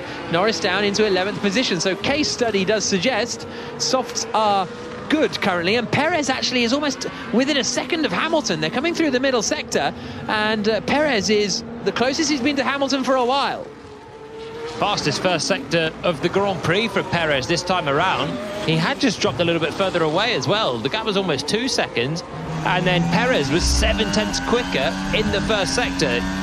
Riding on board with him now, coming down to the final sector. It looks like Hamilton will still be out of DRS range, over a second, I'm sure, as they come through turn 12. Hamilton's got traffic ahead. It's an Alfa Romeo that he's about to be lapping. Everyone up to Charles Leclerc has been lapped in this race. It's Bottas that Hamilton's trying to lap. Leclerc running in 6th position. We're with you for another 40 minutes or so here on BBC Radio 5 Live, covering the Mexican Grand Prix. Jolyon Palmer, myself, Jack Nicholls and Jenny Gow. Max Verstappen is leading 12 seconds ahead of Hamilton, who is now coming under more and more pressure from Sergio Perez behind. Gap is still 1.2 seconds. The two McLarens coming down now. Ricciardo on that last lap did a 22.8. Hamilton did a 22.9. So Ricciardo's actually going as quick as Hamilton in second place, and is kind of closing in on him, even though he's been lapped. He's on the tail of Bottas now, Ricciardo. This is a cracking drive from Ricciardo, and it just is hammering home the point of the soft tyre working. Maybe Ricciardo's tyres will fall apart before the end of the race, but Ricciardo's strategy, great. Norris' strategy, poor. And Mercedes are on the same as Norris. They could have been on the same as Ricciardo. Certainly with one of the cars. That's the thing with Russell. Why not do that? Bizarre. Still a long way to go. Well, still a bit of a way to go. 12 seconds the gap. 14 laps. Verstappen is leading. 12 seconds the gap, 14 laps. to go. And it is Hamilton in second, Perez in third, still 1.5 seconds back from Hamilton. Then Russell in fourth. Russell on that last lap pretty much matched Perez's lap time. Across the line they come. And Ricciardo is 4 tenths back from Bottas. Bottas to the middle of the track, Ricciardo to the outside, and he will breeze past the Finn into the first corner. So Ricciardo's now got to try and build up 10 seconds. That's the frustrating thing for Ricciardo, because he might even have a shot at Ocon and Alonso, honestly, but the 10-second penalty will cost him if he does catch them. But he might be able to build up 10 seconds over Bottas or Norris, because they're on that hard tyre that's not been good. And Ricciardo is flying on the soft, reeling them in, passing them. Okay, he biffed off Tsunoda, and that's why he's got the 10 seconds. And he's got so much pace, and there's still 14 laps to go, and the soft tyre is really working for him. Joe on the soft has just passed Sebastian Vettel, who drops down into 15th position. So Joe in 14th, Vettel 15th, Stroll, Schumacher, Magnussen and Latifi. The 20 drivers still out there. For some reason, Latifi has done 2 pit stops. I think he's just done it, hasn't he? Yeah, so Latifi's just made a second pit stop. He was one of the first runners to pit and go on the hard tyre, but now he's gone onto the softs. Here's Hamilton. And it was the same lap time for Verstappen. He's been running in free air. Only 2 more cars ahead.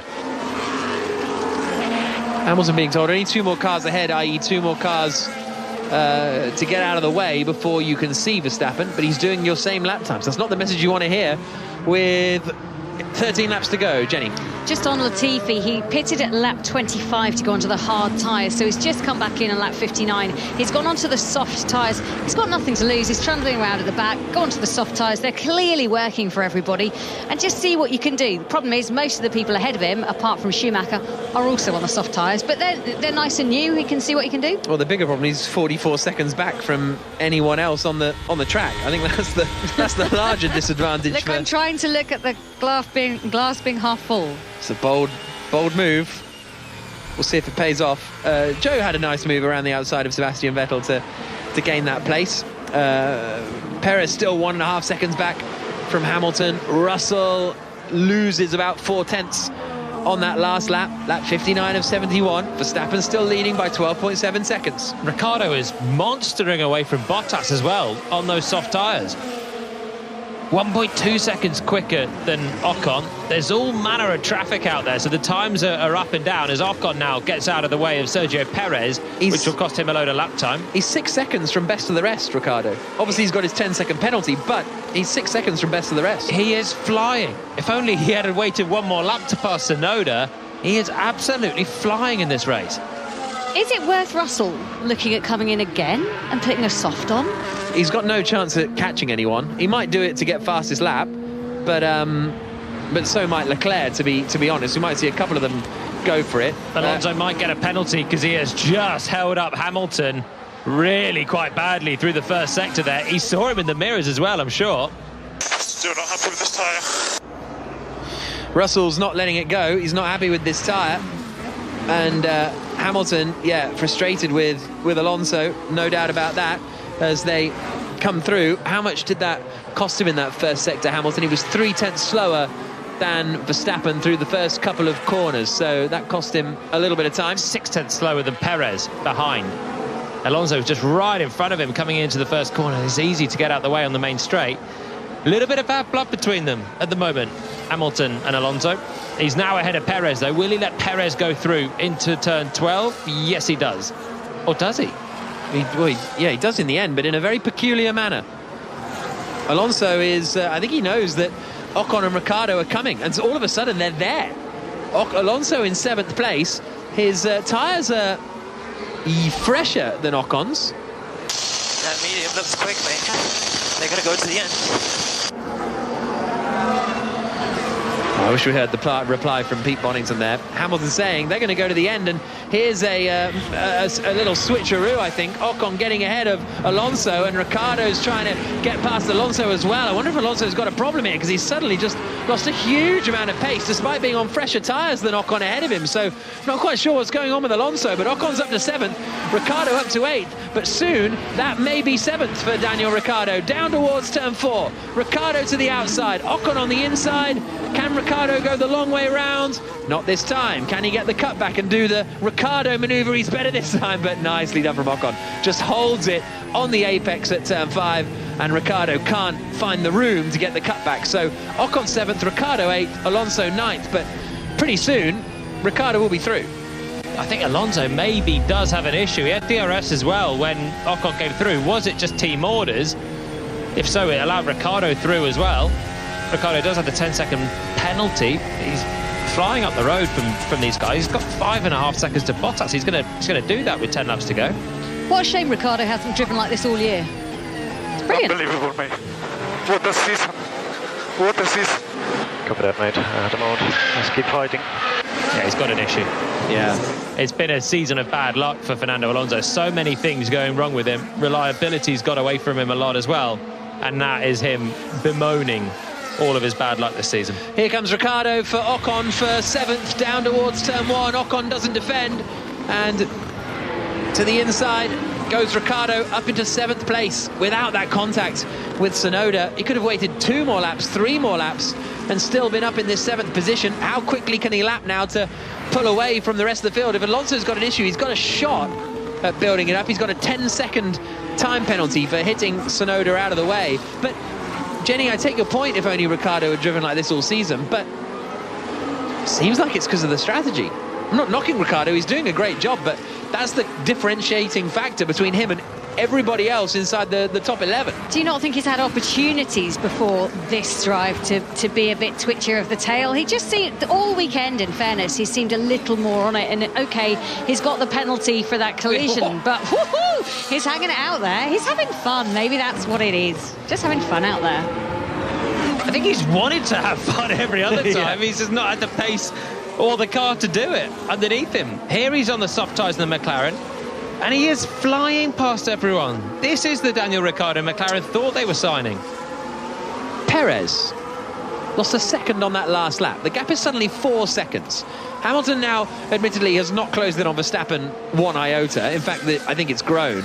But Perez has dropped off. Now, maybe that was a bit of traffic when they were getting stuck into some lappery or some such, but Perez has dropped off a little bit in that 3rd spot on the medium tyre. Russell in 4th. Verstappen continuing to lead, 13 seconds ahead of Lewis Hamilton. Lap 63 of 71. So we've got 9 laps to go in the Mexican Grand Prix. Jack, don't tease us. Don't give us an inkling that those tyres might be falling off and that Mercedes have got it right all along by putting the guys on the hard tyres. They've not got it right. Even Norris, who was put on the hard tyres, his P11 is going nowhere. They've not got it right. Ricciardo is flying and showing what the soft tyres could do on a second stint. Would it have been enough for Russell to come back past Perez, past Hamilton, past Verstappen and win? I don't know, that's a tall order, but this definitely looks like the better option. I think my argument would be it couldn't have gone worse than this for Russell. No matter what tyre you put him on, yeah, he's finishing 4th, so worst case scenario, so why put him on the one that guarantees 4th? It was a no man's land strategy, wasn't it? Pitting late, but onto a tyre that will easily get to the end with no risk, nothing to gain by doing it. Just there was no reason for that stop. For Hamilton, the logic was there to keep ahead of Perez. He is still ahead of Perez, and he's looking like taking a 2nd place. But Russell, why not do something different? And there's the gain of a potential safety car, which hasn't happened, but it could have done. Kind of feels like they decided what they were going to do before the race and just went with it and stuck to it. It's not good. It's not good. Could they have won this one? I don't know. Maybe Red Bull are too quick, but they could have done better than this, I think, Mercedes. Especially after an opening stint where they're right with Red Bull. Red Bull were feeling the heat. Yeah. They were hounding Verstappen. Verstappen was getting through his soft tyres. There was degradation there. Red Bull were feeling some heat, and ice cool they are now. 13 seconds ahead, 7 laps to go. Chilled. Closing stages of the Mexico Grand Prix in Mexico City, and Max Verstappen is leading. 13 seconds still ahead of Lewis Hamilton in 2nd place. Another 7/10 lost on that last lap from Sergio Perez, but Russell is barely gaining. Took 0.3 of a second out of him. The order is Verstappen, Hamilton, Perez, Russell, Sainz, Leclerc, Ricciardo, Ocon, Alonso, Bottas, the top 10. Ricciardo has 5.2 seconds to Ocon. Ricciardo can clear all of these guys and still put 10 seconds to Ocon. He might even finish 7th yet, Jack, with his 10-second penalty. He was 1.3 seconds quicker on the last lap than Ocon. 6 to go. 6 times 1.3. 3 times 6.5. No, 7.5. Come on, Palmer. That was painful to watch. Maths with Palmer. Norris is getting Bottas. Norris up into 10th place. And straight on goes Alonso. Alonso's retiring again.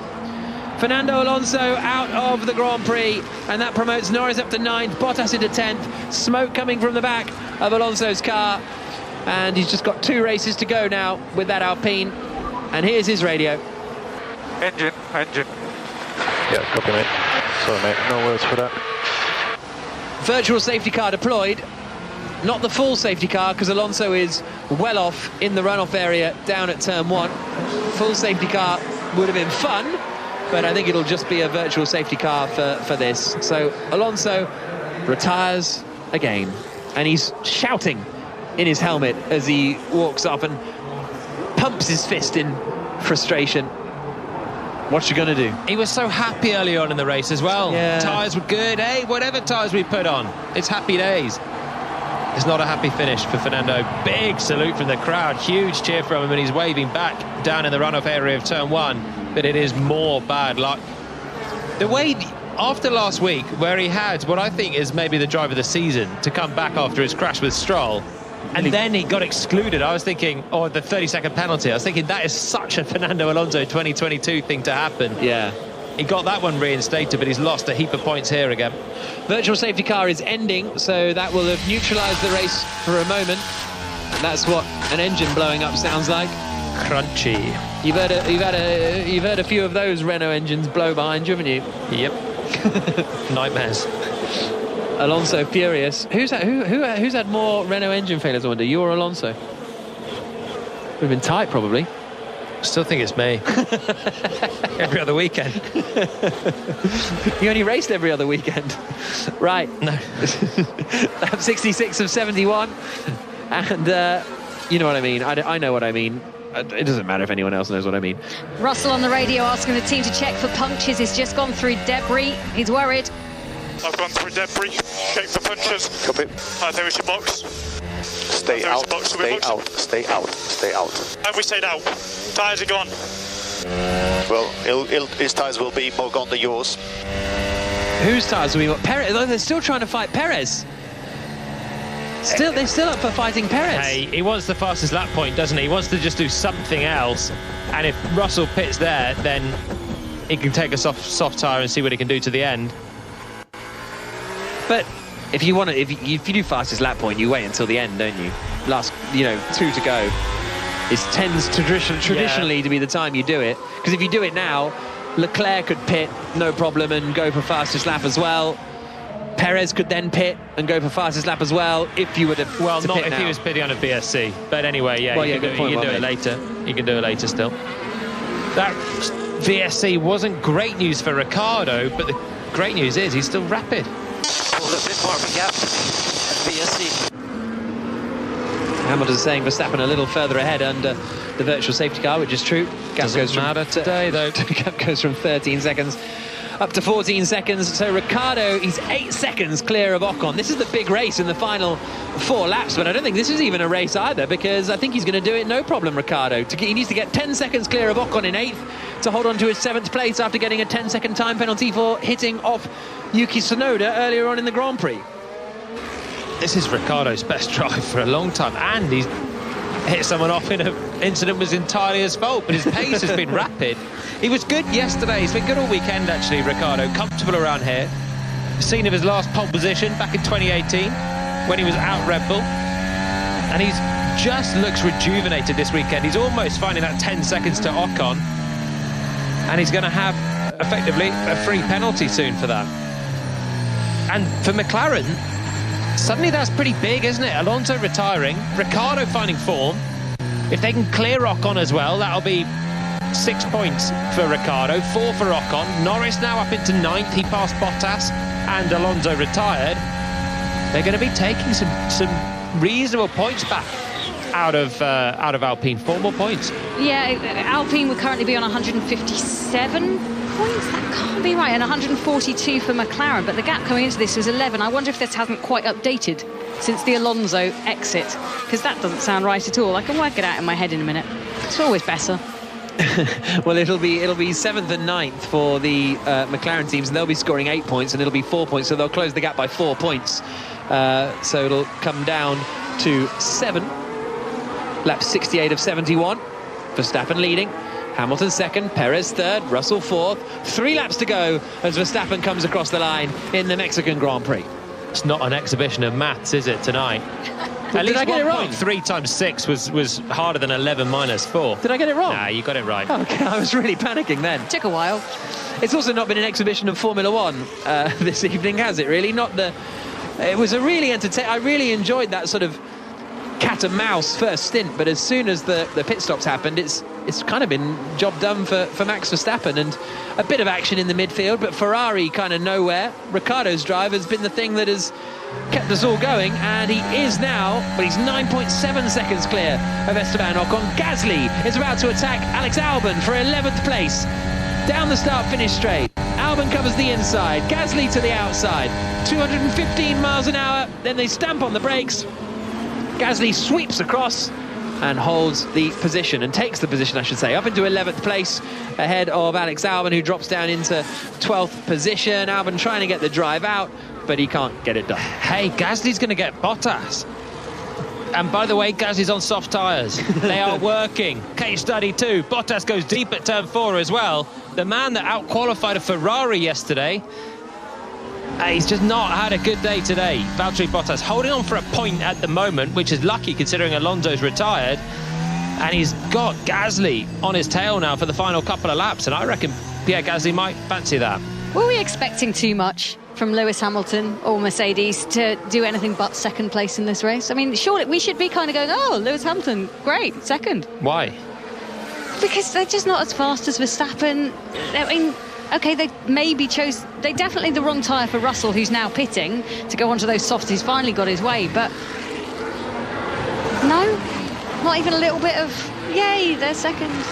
Why? They started second and third. Perez had a slow stop, which opened up the even better chance for them to keep Hamilton ahead. It's fine for Mercedes. They're another podium for Hamilton, but they came here thinking this was their chance to win. They were so buoyant this whole weekend. Russell was disappointed not to put it on pole yesterday. They said they were going to be aggressive. And the thing is, it's not that they finished second, it's that they've wilted in this Grand Prix. Last time they finished second, and Hamilton was leading and was trying to hold out, but he just couldn't, and the Red Bull was too fast. Here, maybe the Red Bull is too fast again. Hamilton is now 15 seconds away from Verstappen, but Mercedes have not called it right. They've not given the drivers the best shot. The soft tyre would have been, at least with one of their cars, the thing to do, split the strategies. And as it is, they've got second and fourth. Russell should take fastest lap.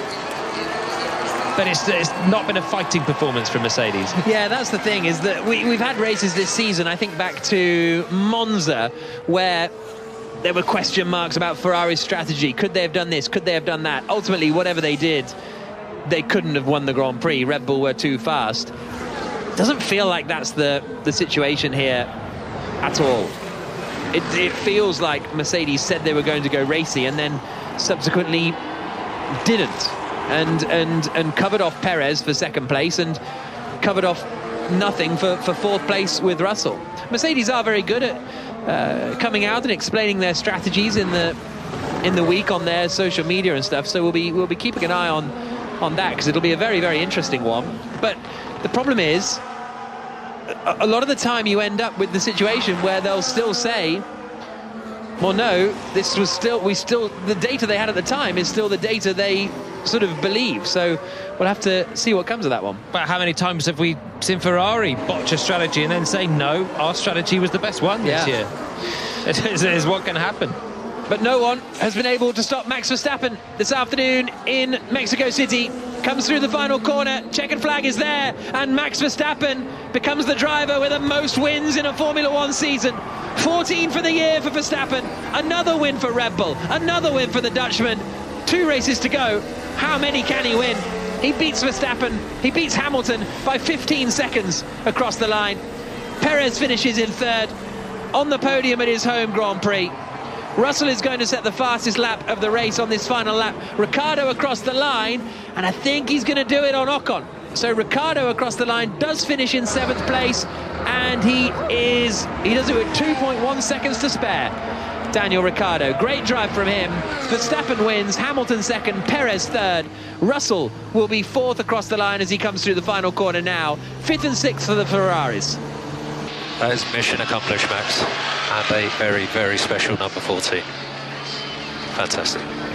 Amazing, guys. What a fantastic race again. 14 wins. Unbelievable. What a season. Well, mate, that is a new record. 14 Grand Prix victories. That's the most race wins we've ever had in a season. So, absolutely congratulations. Very, very well done.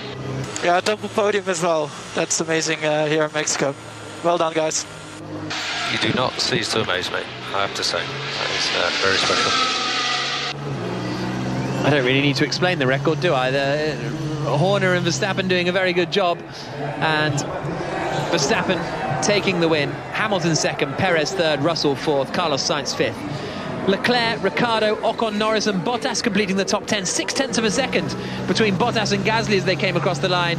The Frenchman needed one more lap to finish in 10th place. Albon, Joe, Vettel, Stroll the top 15. Schumacher and Magnussen finishing 16th and 17th for Haas, 18th for Latifi. Alonso and Tsunoda retiring from the Grand Prix.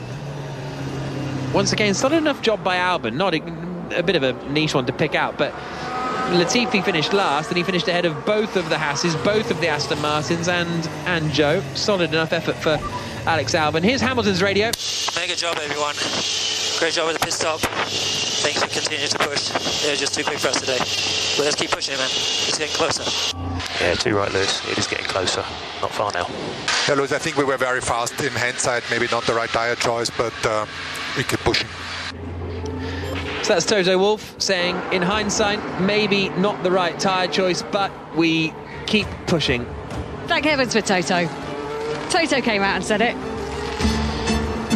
But a very positive Hamilton, nevertheless, at the line.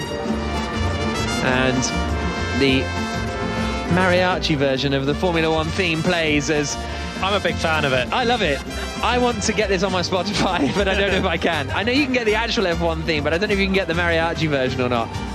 Just Palmer sauntering through West London, hips going to the mariachi Formula One I had a theme. mariachi band in the back of a Renault for a promotional video I did back in the day, and it was just a pleasure. Really? They just piped up halfway around, just doing a bit of driving on a track. Beautiful.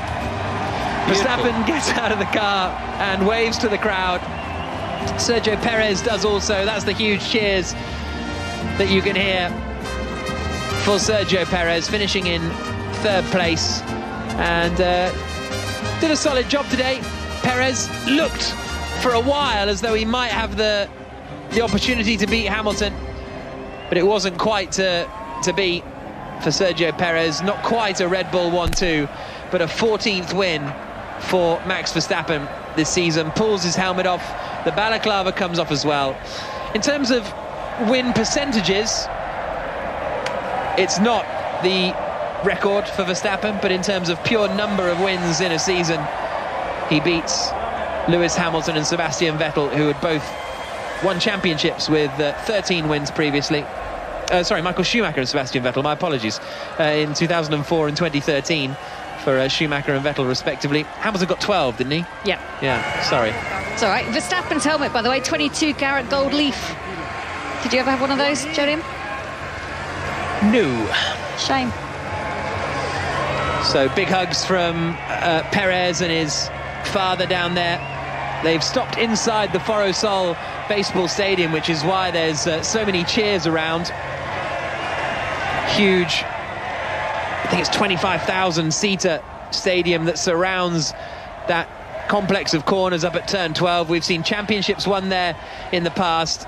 A little high five and an embrace between Hamilton and Verstappen. Same again for Hamilton and Perez. They had a little chat about the hard tyres. A little shake of the hand with Verstappen and Perez's dad, But we're now going to hear from our top three, Verstappen, Hamilton and Perez, starting with Max Verstappen, and they're going to be talking to the former F1 racer Marc Genet. Well, hello everybody, hola todos. Max Verstappen, you are unstoppable. Tell me, first going on the race, which was the key point? Because everybody spoke about the start, and you did great, you know. Do you think that was a very important key to win that race? Yeah, of course that helped me out a lot for the rest of the race, to stay in the lead after turn one. Of course, you're also on a different strategy to the cars around us, but yeah, again, an incredible result. The pace of the car was again, yeah, really nice. We had to look after our tires because it was a very long stint on the medium, but we made it work. You've been to many podiums, but have you ever seen something like that with such a big crowd? Yeah, it's amazing. It's an incredible atmosphere, and we love to come here. And finally, Max, I don't know how much you look into numbers, how much you are into history, world champion, and now you are the first driver ever to win 14 Grand Prix in one season. How do you feel about that? Yeah, it's been an incredible year so far, so yeah, we are definitely enjoying it, and we'll try to go for more. Well done. Enjoy. Thanks.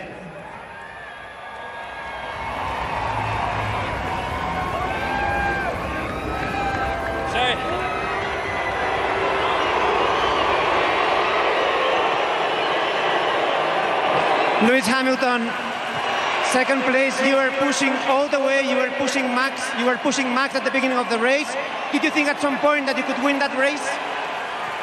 Yeah, well, first, this has been an amazing crowd, and definitely a bit awkward this time round. Booze all day, but nonetheless, I have so much love for Mexico and for the people here. And what a great race, an event that put on this weekend. I was so close, and I think in that first stint, but I think the Red Bull's just clearly too fast today, and ultimately maybe they had the better tire strategy. About the tires, about the strategy, you tried the hard compound. We could hear you on the radio that it was difficult. What was the problem? Do you think the hard was not the right tire at that moment of the race? Yeah, I'm not sure it was the right tire at the end.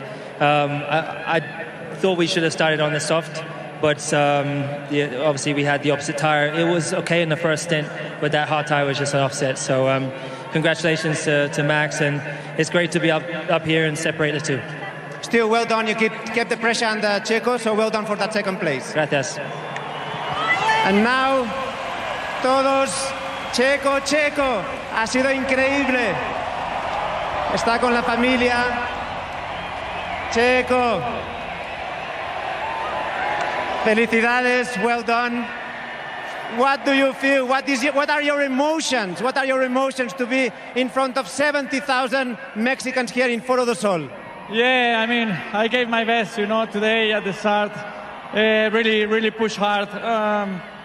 Unfortunately, we had a little bit of a bad stop, which prevented us to undercut Lewis, and overtaking is so difficult. As soon as I got behind him, it was really difficult to follow, so I had to stay in third. But still, I think a key point was the start, when you overtook Russell to be on the podium. Do you think that was very important in turn 4? Yeah, definitely, you know, given how difficult overtaking was today, I think that was key, you know. I thought we were going to be a little bit closer, but unfortunately it didn't work out for us today, but still, it's a good podium, and in front of this crowd, I really wanted more today, but third place still is a good day. And finally, and I let you answer in Spanish, every lap you were passing by, they were just crazy, you know, shouting for you. How much did you see them close? How much did you feel them while you were driving the car? And as I say, you can answer in Spanish to them. No, ha sido increíble, la verdad. Muchísimas gracias por tanto apoyo que me han dado este fin de semana. Son increíbles, sin duda la mejor afición. Gracias. Disfruta. Felicidades.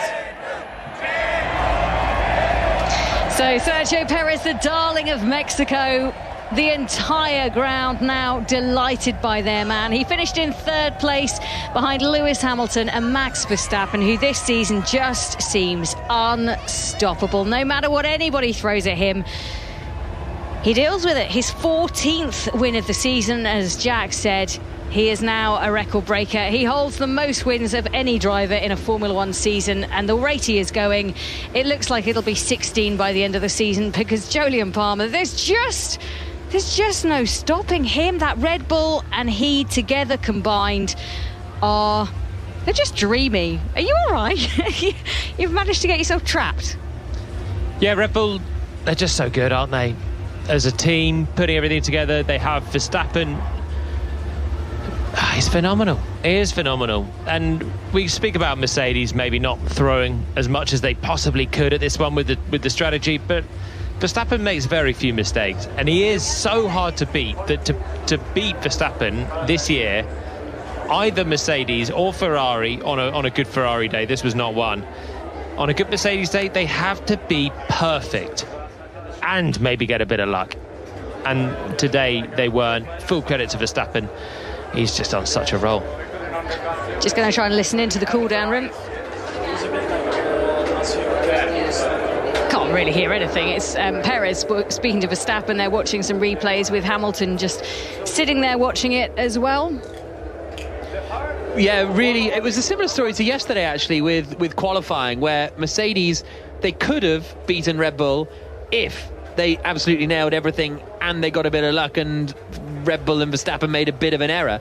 But that isn't what transpired, and that's the thing is, and no matter what goes wrong for Red Bull, okay, apart from maybe the pit stop in Singapore, the pitting early in qualifying that they never sort of recovered from. Apart from that, even every error gets sorted out. The slow pit stop in Austin, they still win the Grand Prix, and Verstappen held the lead today. It was nice seeing him under proper pressure, though, because even in the past this year, when we've seen him versus Leclerc and Leclerc's chasing him or something, you always feel like Red Bull know they can outlast Ferrari. They know that they can keep going and their tyres will be better than Ferrari's, and they never feel under actual pressure. Whereas for almost one of the first times this season, that first stint today felt like Red Bull weren't quite sure what to do. Verstappen saying my tyre's going away, and GP as race engineer could just say, yep, okay, understood. That's all they had. Well, there was nothing more to do at that point. Yeah. You just got to keep going, get to a pit stop window where you can put the mediums and go to the end, and they did that right, and they called it right. So there's nothing much more from the cockpit you can do as an engineer apart from try and speak about the front wing settings and get your car ready. And for all they've dealt with Ferrari this year, Ferrari remain the only team that have beaten them. Mercedes still missing that win. They've had a few chances. Hamilton's had a very good second half of the season, or second 2/3 of the season, really. Again, look strong today, but not strong enough, and Mercedes have 2 more chances to win. Gap between Mercedes and Ferrari now at 40 points in the battle for second place, and that gap between McLaren and Alpine in the battle for fourth place is now, my math is terrible at this point of the night, 7 points, 6 points, something like that. So it's closing down that gap all the time. And a quick word on Daniel Ricciardo. We haven't been able to speak about him much this season. He loses a drive at the end of the year, but even with a 10-second penalty, finishing 7th. Yeah, he was the highest finisher of those that did the soft tyre strategy, the soft tyre second stint. He was the highest finisher. I think he was the highest of the drivers that tried that strategy also, to be fair. So there's a bit of kind of mitigation a little bit, but it was still a good drive. He still got the job done, and it's nice to see. You like to see it after the miserable couple of years that Ricciardo's had. Yeah, he was so down in Austin when he was asked, because he's done well at this track before, whether he could put his demons behind him. He kind of laughed almost, but at least for this race he can celebrate just that little bit more. So 2 races still to go. We have Brazil to come in 2 weeks' time, and then the season closer in Abu Dhabi in 3 weeks' time. Hopefully you enjoyed it, even though it wasn't the best race in the world. We will, of course, do a Checkered Flag podcast, which you can subscribe and download as soon as it's ready. Up next, we have One Extra Talks with Richie Brave, with the biggest group chat of the week. Bigger than ours? Possibly. Hashtag BBCF1 if you want to get in touch with us. Thank you for listening, as we said. Up next, it's the latest BBC News with Stuart Clarkson.